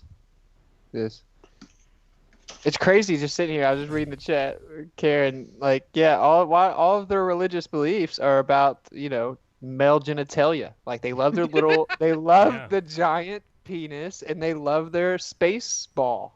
Like they love penis and balls, and I honestly and don't the little think tip, tip of their rocket. I mean, come on, look at the rockets. They send up the big dick, and then they release the little head into space with the little semen in it. Look what I've done. I've descended us into juvenility. Oh, well. True. But you know what? Logically, if you think about it, what better symbology could you use for a patriarchy, right? Right. You have to wonder if civilization somewhere else is a matriarchy, if they have this, vaginal symbolism. Who knows, Well, when we go to war every month, they existed more before, but there are places that we may still have polyandry where women have more than one husband, and completely different. But yeah, I think Nathan left, so. Sorry, Nathan, if you wanted to say goodbye. Nathan left. It's great having Nathan aboard. Check him out. All of his stuff is being deleted, and he's being banned from Facebook and everywhere else. But you know what? For one thing, the story they tell from Egyptian mythology, the horrors and so on, is about cutting off his body into dismembering his bodies, and his penis is very important in the Egyptian cosmology. Yeah, actually, I found some information insinuating that the Grabblers think that eventually, and this sounds wild, that he will come back together. That all of his dismembered body parts will come back together, and he'll reign once again. Isn't that wild? It's kind of like The Mummy, right? The film, where some of those kind of monster films, where they collect the parts and it comes back alive. You mean like 13 original colonies put together to form a more perfect union? That kind of idea? Uh-oh. How dare you? Imagine. What do I know? I'm just a crazy, long-haired, crazy conspiracy theorist. Well, I don't know if you guys saw this. So the other day, Triple R, as I'll call him, was on my show. We did a little Flat Earth FAQs, and one of the things we talked about is that they've got no camera on the moon of Earth. They'd be able to show eclipses and things like that. Well, when I said that, I guess he didn't really know if that was true, so he went looking and he sent me some videos, and we were just laughing about this. This is actually supposed to be, I don't know if you guys believe this, this is a solar eclipse that was filmed from the moon, taken of Earth. JAXA. Yep, don't believe it already. Yeah. All right, ready? Here it comes. This is great. Think of all the money spent, and this is what we get. This is the eclipse. This is from the moon. Here we go. Don't blink because you're watching it. This is. Don't ask me how this could ever happen. This is supposedly, I think, it's supposed to be like an Earth rise because it's slowly unveiling. So this must be the dark moon here, and it's slowly unveiling. Remember, the sun would be behind the Earth. And here it comes, the diamond ring. It's the diamond ring, and that is it. That's what we have. So we were wrong in saying there's no footage of eclipses from the moon. There is that. It looks very convincing. I'm very That's convinced. pathetic. I'm very convinced. I don't know how you can not be convinced of that. And then this is it's the only other thing you can get is an animation of what a lunar eclipse would be from the moon of Earth. So watch here, you'll get to see you can see the spinning Earth. You could see the stars slightly moving, and then here in a second you're going to see the shadow of the moon. There it goes. The tiny, what is that shadow supposed to be? 70 miles? Mm-hmm. Looks like quite a bit bigger. But there you go. I mean, that's the best that we've ever seen, is that. And, of course, that's fake footage, but this is, of course, real footage. Wait a minute. How the hell did that eclipse shadow go over like that and nothing changed on the outside from our external perspective? How is that even possible? I don't even think it is. It isn't. It's no, just not. I don't even get how this is. If I don't even get it. If you're on the moon, is this really what stars would look like moving behind the Earth if the Earth was spinning? I don't think so. Yeah, bro. Gravitational space refraction, obviously. But we don't dude, know why- because we've never seen stars from the moon. Right. No, They don't won't exist show from us. there. Why do they lie, man? Why do they lie? by Mike Massimino, he claims that he see Magallanes clouds Oh yeah. and galaxies and Jesuit flying around.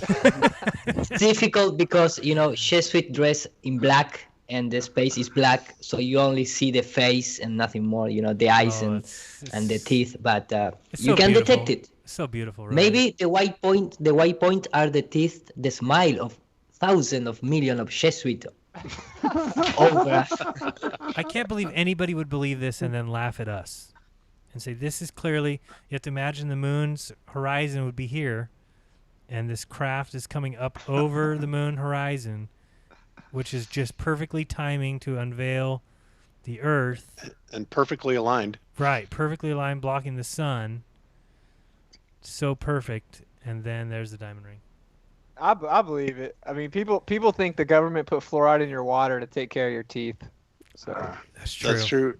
And speaking of that, did you guys hear that the Fluoride Action Network is now just about ready to crescendo their lawsuit against the EPA, and apparently it looks like they're going to win and get all the fluoride taken out of the water. Really? I did see that. Yeah, that's crazy. Yeah, pretty interesting. I want to see Wild that. times. 100 years. Some good things do happen. Best apocalypse ever. Yeah. Now, Austin, do you believe this? Do you believe Now the, put your mask the on. curvature here and everything? This looks very real to me. This is supposed to yeah. be real, or this is supposed to be Oh an no, animation? this is supposed to be 100% real. Look at the amazing resolution on it. 101%. 101% real, and you're gonna You get to see genuinely have to ask that. It's so funny. the It Earth. looks is like the going to moon come is over nothing here. but cow patties, compressed on each other. I mean, That's this a goddamn cartoon. What are you talking about? it is Dude, so. you don't fake. want to live there with Artemis and stuff and a Look, here comes gateway the Earth. and Here comes your everything? home. There's your home, ladies So and gentlemen. nice. That's Look where you. how That's where you are. live, Austin. Right there. Yeah, Beautiful. that sums it up. So lovely. Look at the plants and animals and everything. You can live in a tunnel or in a can. So fragile. not- I mean, it really gives you a perspective. Fragile. The Earth forgot to rotate. Yeah, it doesn't do that in this one, but And everything that ever hit the moon was a perfect 9-degree angle, making little circles. so Look at perfect. So perfect. The clouds aren't changing. It's amazing. Bob, will you stop pointing out things? This is beautiful. This is supposed to Okay, give So you. inspiring. This is man. supposed to Inspiring. thinking. supposed to give you new perspective on the Earth. You're supposed to treat your brother well now because of this. Can you imagine That's if this right. is what they saw when they're on the moon? You think they'd be standing around playing golf, or would they be pointing back like, "Look at the Earth! Look I'd at just the stare damn and keep Earth!" staring. Yeah, exactly. I don't know, man. I'd like to think that if you could go to the moon and were standing out looking at the stars, you'd be like, "This is fucking amazing!" Yeah. Yeah, no kidding. Well, static blue balls matter, so But we can see the flag of United States Balls again. No. from Hero. that. No, No. nothing that we can compare. No. You can't. with the fl- you're not supposedly even space allowed missions. you're not even allowed to fly over the Apollo 11 site because it's now a heritage site. So, It's a national National place now. art It's site. for So humanity. universal. It's Now, a don't look. virgin land. Yeah. right now. Declared Universal for monument. the Don't UN. ever let anybody fly over that because they could damage it. I mean, they could We can see do something we disgusting. we can see Asgardia from here, the satellite Oh that. man, you talked that- about my favorite subject. Are you gonna go to Asgardia as well, man? Yeah, man. Have you bought the membership too? I'm well, looking, not where do you that donate? part. It's amazing. I wanna donate. Asgardia, man. It's just it's the future. Yeah. It's the future. It's a bunch of cool people. You get get to be the first intergalactic civilization. Wow, You know, sounds from cool. Earth. Then Brad Pitt and I can go to the civilization on the moon, and we can just chill. Me and Brad Yeah. Pitt. You're not going there with Brad Pitt. Knock it off. Sleeper cell. Can Space Force be for WWG? I need somebody to explain that to me. Austin, what is WWG1G WGA? Where we go one, we go all. Okay, It's thank the QA non-psyop slogan. Non-psyop. Oh, this is the first thing on the show today that's not a psyop. Thank you. However, the true plan is never to leave the Earth. Yeah, I don't think that's possible. Can Space Force be for... Oh, got you. Can it be for the plan?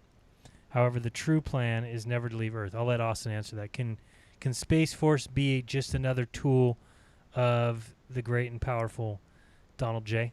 Odds. The Don. Yeah, that's what they say. Is like they're gonna disband the corrupt agencies. The Space Force is gonna take over and get rid of NASA. And yeah, everyone, dude, they're gonna save the day. So, yeah, wholeheartedly think that's gonna happen, and they probably really will go to space after they save the world. Yeah, the problem is who saved the night, man. Oh, I like Bad Adam show. Green's. Joseph Cohen says, try and get Adam Green on the show to talk scenarios with Witsit or Jay Dyer. He knows all about technocracy and the cabal's plans. You watch There you Adam go. Green, he's pretty good. Yeah, I like Adam Green. Yep. Speaking of Space Force, I don't know if you guys have seen the Netflix series called Space Yes. Force. I've I seen all Three of it. chapters. I Three watched the first one, and oh my god! No, you that need has to got see. be You the need to see the dumbest second. thing. No, but you Really? need to see the second one. The second one is where it's mentioned the flat Earth. It's they make a parody of the congressists giving money for the global warming and how NASA brings scientists into the Congress to convince the people there, to give money, and how they invent satellites and name, no, it's fantastic. It's fantastic. Yeah, either the I hope crazy person talks about the Earth being this. He's like a crazy person. He's like, I love that we can rain hellfire on God's good flat Earth. Right. I have the scene Wow. up. I can't show it or else I'll get in trouble. But this is the one you're talking about, right? This. Yes. That's season But the 1, complete episode 3. scene, the complete scene is fantastic because, of course, the opening is talking about our great flat Earth, blah blah blah. But then the main character trying to convince the Congress to give money, Right. and of course he failed until the scientist, who is Sean Malkovich, start talking about, we are going to develop a satellite to measure the salt of the ocean from space. So we need that because blah, blah, blah. And this is what we're talking about so many times in real life. It's like the senator, this bill, I cannot remember the name of the senator that always, he Bill trying Nelson. to... Bill Nelson. Yes, Yeah, Bill that's who Nelson it's to supposed to convince be. the Congress to put the discovery in space. It's the same thing. It's hilarious. Truth hidden in plain sight in that scene, though, because he's like the majestic flat Earth, and he said, "Well, the Earth certainly is majestic." He says, "And flat," and he said, "Well, the jury's still out on that one." So although it's proposed as if it's a joke, they're telling you like, yeah, it's a reasonable discussion. Yeah, completely. But that guy is amazing. It's amazing. I have like downloaded like 10 or 15 NASA projects, and the way that he sell meteor shower, meteor response, meteor programs, defense lower Earth orbit, the epic discovery, the Hubble, everything. That man sell even your mother, man. I mean, it's fantastic. It's fantastic. He'll sell you And your mother. unfortunately, he retired now. So I don't know who put NASA to replace him, but it's going to be a little difficult because this guy was... Nelson's done? top of the cream. Yes. I didn't yeah, know that. exactly. Oh, yeah, it says here January 3rd, 2019. Because he's Mhm. he's about Maybe 150. You know, he's been to space. Don't know if you know that. He wasn't. Ah, wow. That He was a that's payload just- specialist on one of the shuttle missions, if you want to believe that. now I understand everything. Now it all makes sense, right? Yeah, holding his little skill Lego models. toy. He's also part of like a secret society. I don't know if it's in here somewhere. I got to find it. Oh, I they remember. secrets, Yeah, right? I Makes him. remember that. You can trust him. Yeah, they keep secrets to keep us safe, bro. Yeah. Duh. But you mentioned before, and we talked about this on a few shows yeah, here ago, we go. and you read it. I cannot remember also the Right name here. of the secret society. attended but, University of well, Florida. he transferred to Yale University. Yes. Where Book he was a Snake, member, Book and Snake. Secret Society. So Yeah. The Book and the Snake.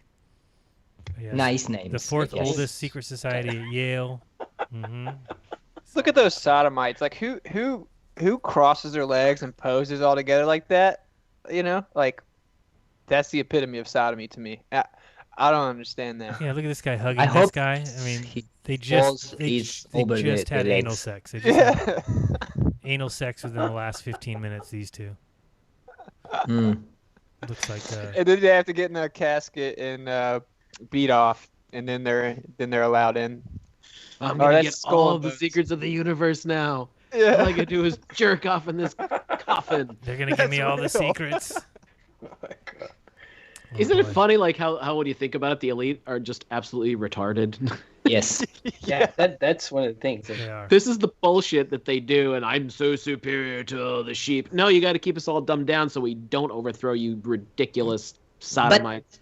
I believe that is the only thing that it left after you become aware that you cannot escape this plane of existence. So the last thing that you're gonna do is make your own hand job. You know, I mean, trying to say, okay, man, there is nothing to, you know, this magical thing about the universe. It doesn't exist. So the only high, you know, feeling that you're gonna get is make your hand job. So. We've got to take care of you guys. We're the elite, superior people that have to take care of society. But you did have to jack off in a coffin. You have to Like, go in it's this just so tomb. weird. In a windowless building, of course. Oh, by Yes, the way, you want to be part of the very club? nice. Go in that closet over there with Henry Kissinger. I'll pass. Can I pass, please? Ew! Where's your costume? Why is this here? I was looking at notable members. The second guy's name is Jared Taylor, and it says next to him, race realist. I'm like, what the hell does that mean? It says he's an American white supremacist. And that's what a race realist is? I've never heard of a race realist. The Wow, fuck is that's that? the kind of guy that was hanging out with him in the secret society. I guess they're in the same secret society, yeah. I don't know. I just never heard of race realist. I didn't know there was such a thing. Well, who happens to be a freaking racist. All this white privilege, I can't believe Well, it. that is why you create this show, man. He's a proponent of scientific racism. Wow. Okay. And voluntary Scientific, bro. racism says. You're a Oh, dumbass. boy. Proponent of scientific racism and voluntary racial segregation. Yeah, that'll go far. Right. Oh, boy. Oh, boy. He says, Taylor argues that blacks are generally less intelligent than Hispanics, while Hispanics are generally less intelligent than whites. Oh, this is good people coming out of this. Oh, great. That they haven't caught the memo from 100 years Donald ago. Trump. Donald Trump. Yeah, Let's it says say he something about Donald. He supports Donald Trump's presidential campaign. Oh, but he's not that bad. I mean, the Southern Law Poverty Center says he's fine. He says that Taylor is unusual among the radical right in his lack of anti-Semitism. Oh my God! Can you believe He's this only shit's being said? racist for other people. Yeah, it's like Austin said. It's okay as long as you push the agenda. This is great. Dude, he's anti-Mediterranean language. What a cool story. What? The world is full of some serious wankers. Wow, you realize it more and more every day, and they're all trying to climb to the top of the pyramid somehow. It's all they care about. Oh boy, I'll have to read more about this guy. He looks good. And heaven forbid he supported Donald Trump. which means Donald Trump is racist, which we all knew. Yep. We got to the bottom of it today. Yeah. We got. Yeah, to this the bottom guy's a of it. white supremacist that thinks that white people should run the world and everyone's beneath them because of his genetics. But the Jews. That's so weird. Oh boy! All right. I gotta get another before I fall down that rabbit hole. I was just reading Wikipedia. Which I allegedly. Yeah, that's what happens. You gotta be careful with what you read on Wikipedia. All right. Has it been 3 hours? I guess so. All right. Anything else? I don't think I had much else other than to say that the entirety of the media is a big, giant psyop. People are falling for it. You don't have to. There's a lot of us that don't. We like to discuss it. We like to laugh at it. We like to point out the phallus love and the sodomy going on. But many people, they love to be led. They are the sheep. There's a reason we call them the sheeple. Is because for some reason they feel like this is their manifest destiny, is to follow along with whatever the mainstream pushes. And I like predictions. Predictions are my favorite because we've seen week after week something happens that we just never could have expected, and I want to see somebody get it right. Maybe Austin will get it right. He's a little bit more in tune with the plans of the elite here. Austin, what will happen by next Friday? Something's going to happen. I mean, come on. It's gone week after week after week, something that we never expected. What will happen next? I mean, this week it is who finds, I got to ask this, who finds any statues a problem? I've never seen a statue and been like, oh, I can't go on. I can't live another day with this statue up. It just doesn't matter to me, but I guess there's people out there that have strong feelings towards statues. So statues are coming down this week. What will happen next week? Any predictions? Yeah, sure. By next Friday, these little Antifa block parties, Trump's going to step in, shut it down, be the hero.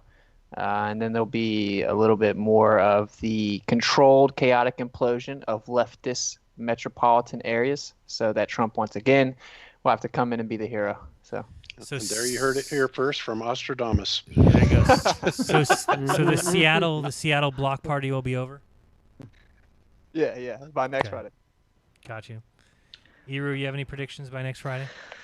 I believe I'm gonna cook pizza and some pasta, but no more than that, man. No, I don't know, because first of all, I am really involved in terms of not involved. I mean, I am surrounded by the domestic politics here in Argentina, which is getting a little worse in terms of the freedom, because, for example, some people start in our equivalent to your states, like Texas, like blah, blah, blah. The thing is that a lot of people get tired of this quarantine, or not even, but with real problems like getting jobs for bring the food on the table. So the people start getting out, and now some government from these particular states start talking about, we have 20 more cases the last 2 days, so now we're going to get back to phase 2, even phase 1 in other places. So the people start getting very, very upset with all that things. And of course that involve or at least that reach my city and my daily basis. So that from one point of view, and the other is I've been follow the last 2 weeks. I'm start study with a friend of mine who is a sociologist, the terms of the rise of the nationalisms via Steve Bannon and some of the Jesuit orders. So I get focused on that. Of course, I know what happened in the United States with all this Antifa and George Floyd, because that is, all over the place. We don't have protest, talking about George Floyd, like in Japan or even Switzerland, because it reached every corner of the of the world. But we're gonna see what happened tomorrow with our new protest. From to trying to debunk or at least spread the word about the new world order. So maybe the government is gonna take maybe some other, because the first three was really freely without any trouble. The police is just there for supervise, but not we don't have any trouble, we don't have any like you have with the George Floyd thing. So I hope you that keep in that condition, and the rest, I don't know. I don't have any prediction from United States thing. I believe the prediction, of course, is going to be until the end of the year, that supposedly they become with the vaccine and that kind of stuff. We are waiting to open the airports again. That is going to be a nice point in the timeline of event, because right now everything is closed in terms of getting out of countries. You need to have a really good justification for that, but I don't have any prediction. Sorry for that, man. All right, good prediction. I say my prediction is, which is a really vague one, but we'll be forgetting about George Floyd in the next week, because something new will happen. I don't know. They're going to move the story along swiftly. They're not waiting things out. So there'll be something else that comes about. What that will be? Well, China, let me say this. Yes, it's a war with China. It's going to be a really nice, in October, it finished this type of act based on the Iran. Iran can access to buy weapons from Russia and from China. And United States, of course, it's very concerned about that. So the thing is, at least in October, that trade, that I don't know how to name it, sorry, but that thing is going to get to the end. So Iran is going to buy that, because even in Europe, all the countries, England, Russia, China, Sweden, all that countries, they say, okay, Iran has the right to have access to nuclear weapons and to the, to buy weapons. And that is something that in the United States, they are talking a lot right now with that thing. I don't know if you understand what I'm saying, because I forget the name of the act itself.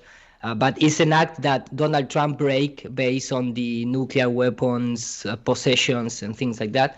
So they are talking a lot of that. And maybe, there's going to be like a false flag war, maybe with China, with Iran. I don't know. But that is something that the United States has a really worries about it. Sorry for interrupting. No problem at all. All right. Anybody else? Any predictions? Bob, you have anything? You think something's going to happen? Or you think we're going to be still talking about George Floyd and racism?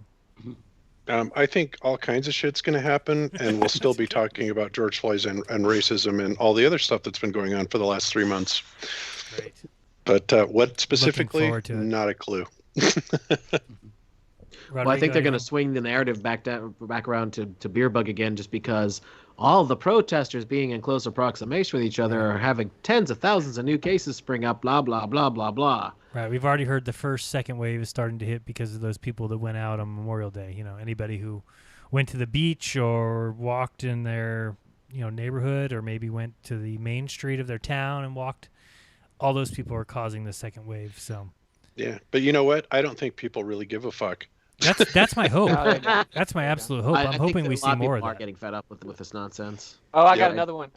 Trump, because if we're just doing next Friday, Trump maybe passes some type of police reformation.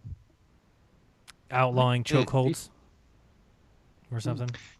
So, yeah, something that will give the illusion of appeasement to the idea to need to reform the police. Yeah. Oh, and they're going to keep working on the stimulus package. When it finally does get agreed upon, whatever it is, they may facilitate the funds via some type of crypto blockchain to make it be way faster, that everyone gets their money overnight because it took so long the first time. So those are my Yeah. three I- close ones. I want to know when they're going to implement Nasara and Jasara, and they're going to cancel all of our mortgages. That's what I want. The second Oh, term. that'd be great. Second term. Yeah. Joe sent me these pictures, Joe Mama, and he says these are supposed to be the same pictures. I see if I'm understanding what's going on here. These are supposed to be two identical photos. One has stars, one is black.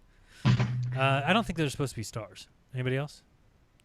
I think those are supposed to be specks on the. Because this is the same picture. There's not really stars here, but I don't think there's any pictures of stars from the moon. Is there? I don't think so. Yeah, Well, how could there be? Nobody's been there. Yeah. So I think they don't even think they tried. So I think this LCD is burn-in. That's it. This is Now, supposed remember to be Neil broken Armstrong pixels. said, right? Yeah, he said the only thing you could see from the moon was the Earth and the sun. Everything else is pitch black. Yep. That's what he said. If you want to believe in Neil Armstrong, which I choose not to. Well, he was a big believer in black skies matter. So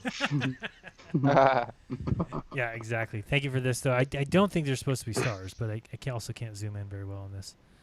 This is the NASA real photo AS-12 from Apollo 12.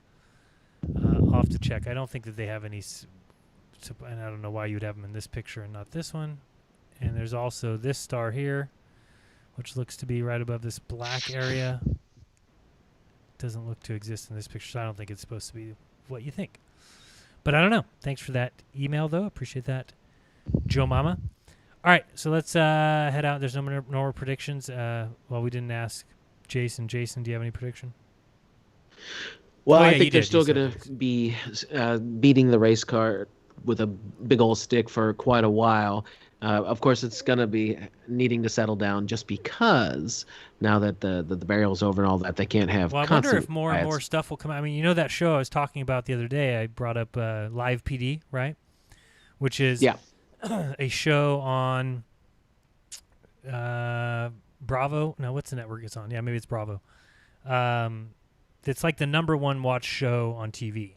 And it's on 2 nights a week, Saturday and Sunday or something, and it's like 3 hours a night where they basically follow around these 8 police departments, and they supposedly show it all live or whatever. Well, that show got canceled day before yesterday or something. So, yeah, after like 20 years or something. Huh?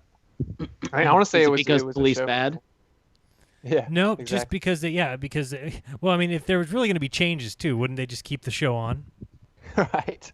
Right? If there was going to be changes and they weren't going to be, but I mean, if you went back and watched those episodes, I'm sure you would see tons of stuff that would now be considered heinous acts, like kneeling on people, and they would also be able to show quite clearly that it happens to all races.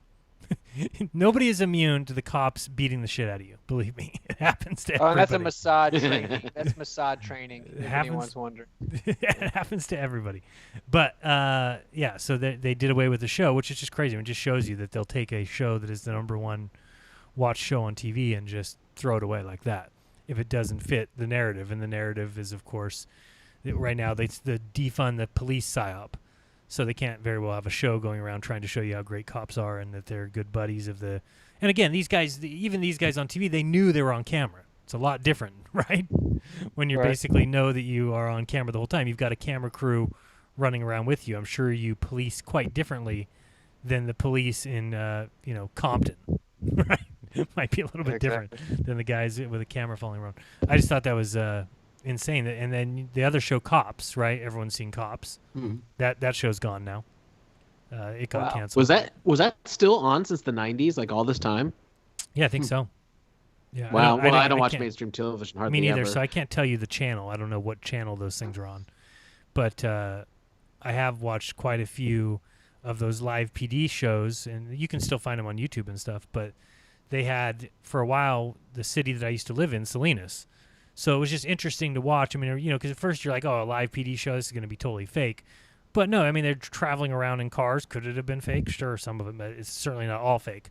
Because they're traveling around in these police cars through the city that I used to live in. It's not a very big city. You'd be able to recognize different places, different businesses, different housing, streets. You're like, oh, these guys just doing the police work. Now, they were terrible police officers. I mean, just horrendous. I remember this one episode that I watched, which was classic. They see some boys walking on the side of the street. There's like these 3 or 4 guys, and they do the whole thing, right? Get on your knees, put your hands out.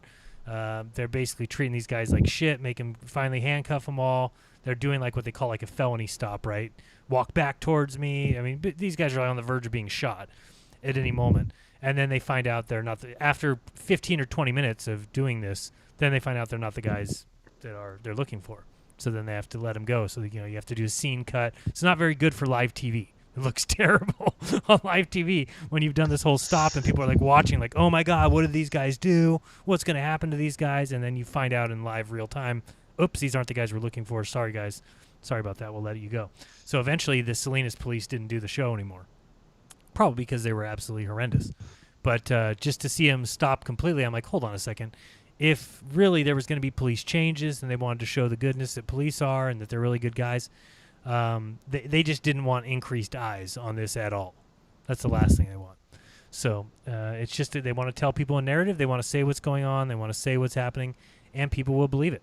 But you said you think there'll be more focus on this racism. Then I think they're going to continue to find more videos that they can bring out. And just know there's other videos you can find. I mean, the guys I told you about, I forgot the name of the channel now, Conservative Twins or something like that. They do a pretty good job of showing, and they're black guys, by the way. Okay, so but you don't think it's white people showing other white people. It's black guys showing you all the white people that have been killed or trampled or kneed upon in just the last year that, of course, you'd never see in the mainstream media. Why? Because it doesn't fit the narrative of the cops being racist, which is just ridiculous. Anyway, any final words? I guess we'll just go around one more time to each person. Bob, what do we have coming up for Sunday? We have a guest panel including Isam Halski and a bunch of guys that are taking these courses in freeman law that like I said, I think is very applicable at this point in time. And Mike Kavanaugh is going to come back and tell us a little bit more about what he has done against his specific government, which is getting very interesting there. So this is just something that I think is up and coming and is a really good subject to cover at this point. So that's what we'll be doing on Sunday. Sounds great. Iru, anything coming up you need to tell people about? Well, I'm going to make a Spanish version. Nobody interested in this in this area, but about the World Economic Forum and the Great Reset, trying to understand and share share some thoughts with Spanish community. Always are people more informed than myself. And I'm going to uploading English version of the, I believe this Dark Cloud over Elberton, which is a full documentary based, 2 hours documentary in English based on the Georgia Guidestones. A very, very well done documentary. And that is for also English people. And the rest, like I mentioned before, I am really, you can say, obsessed with this figure of Steve Bannon because it's the main key to understand what's going on in all of the world. Because we have, for one side, the team, quote unquote, of George Soros, founding of the left parties and socialism and things like that. And the other hand, we have the Jesuits, proclaiming the nationalism and the populism, that kind of things. Of course, for me, everything is part of the same plan. This Hegelian, I don't know how to pronounce well. Hegelian. How is it? Yeah, Hegelian method. So that is what I'm going to talk about in the next few days. And of course, on Sunday, I hope I'm gonna be in Blockbuster Show.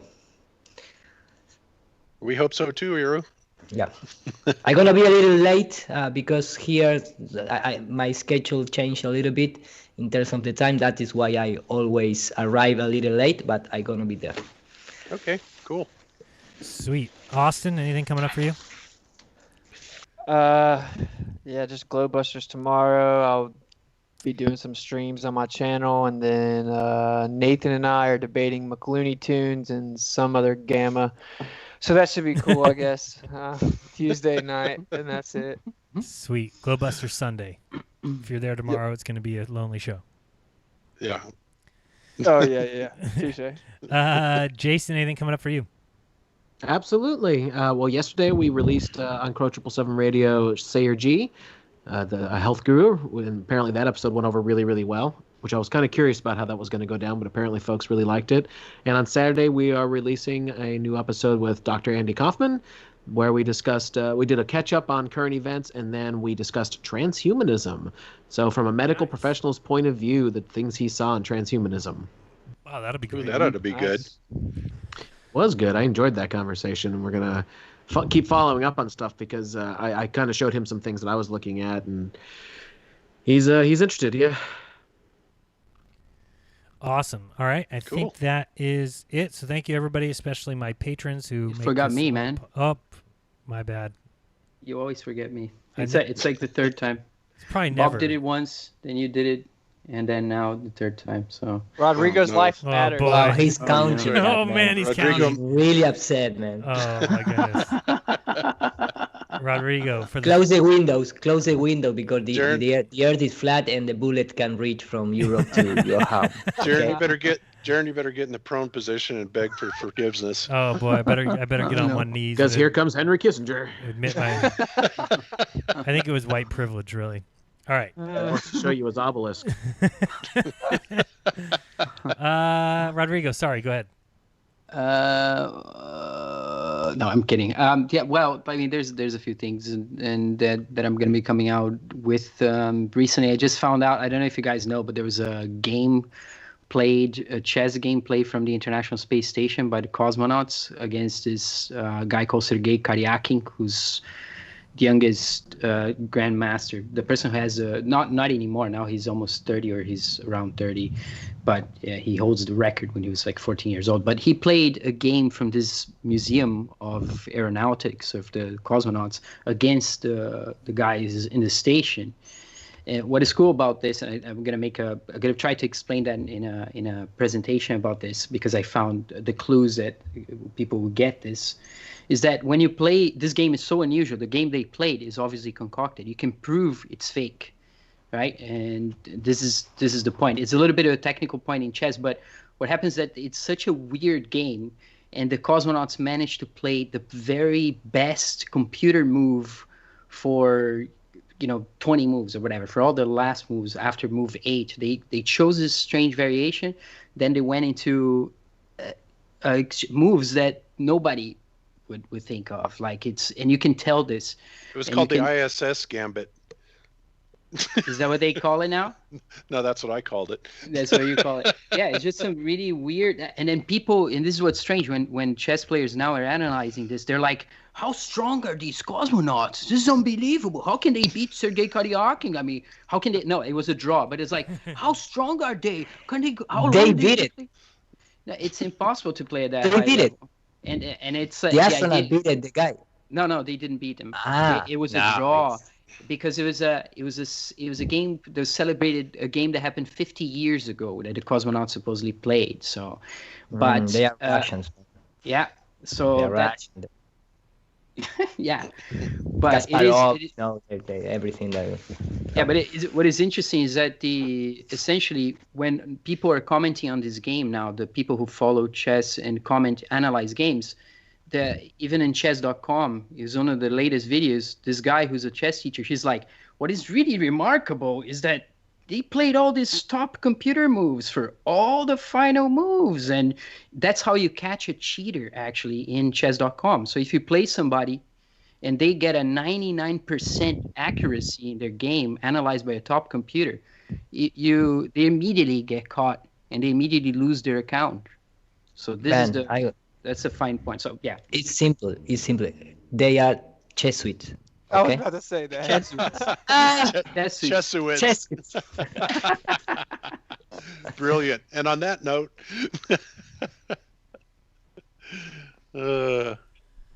yep. Take it away, Jaron. There you are. Nope, I'm here. Okay. All right. Well, I just want to say thank you again to all my patrons. Really appreciate it. You guys make this channel possible. If anybody wants to join them, you can do so at jeranism. Thank you to the couple of letters I got this week. Floyd, you're always awesome. Don, who sent me a nice, I got to get a picture of it. I'll get a picture of it next time. He sent me like this framed mosaic that says space is fake. It's pretty nice. I got to show it off. Well. So thank you very much for doing that. If anybody wants to mail me anything, you can do so easily. P.O. Box 3044, Merced, California 95344. All right. I believe that's it. Any final words before we go, guys? Nope. All right. Peace. It's fun. I remind everybody to do your own research, because when you do, you'll never again believe what you've been taught. Till Sunday, when we have Globebusters, this has been Jeranism and Friends and Panel. Till next time, peace. Peace.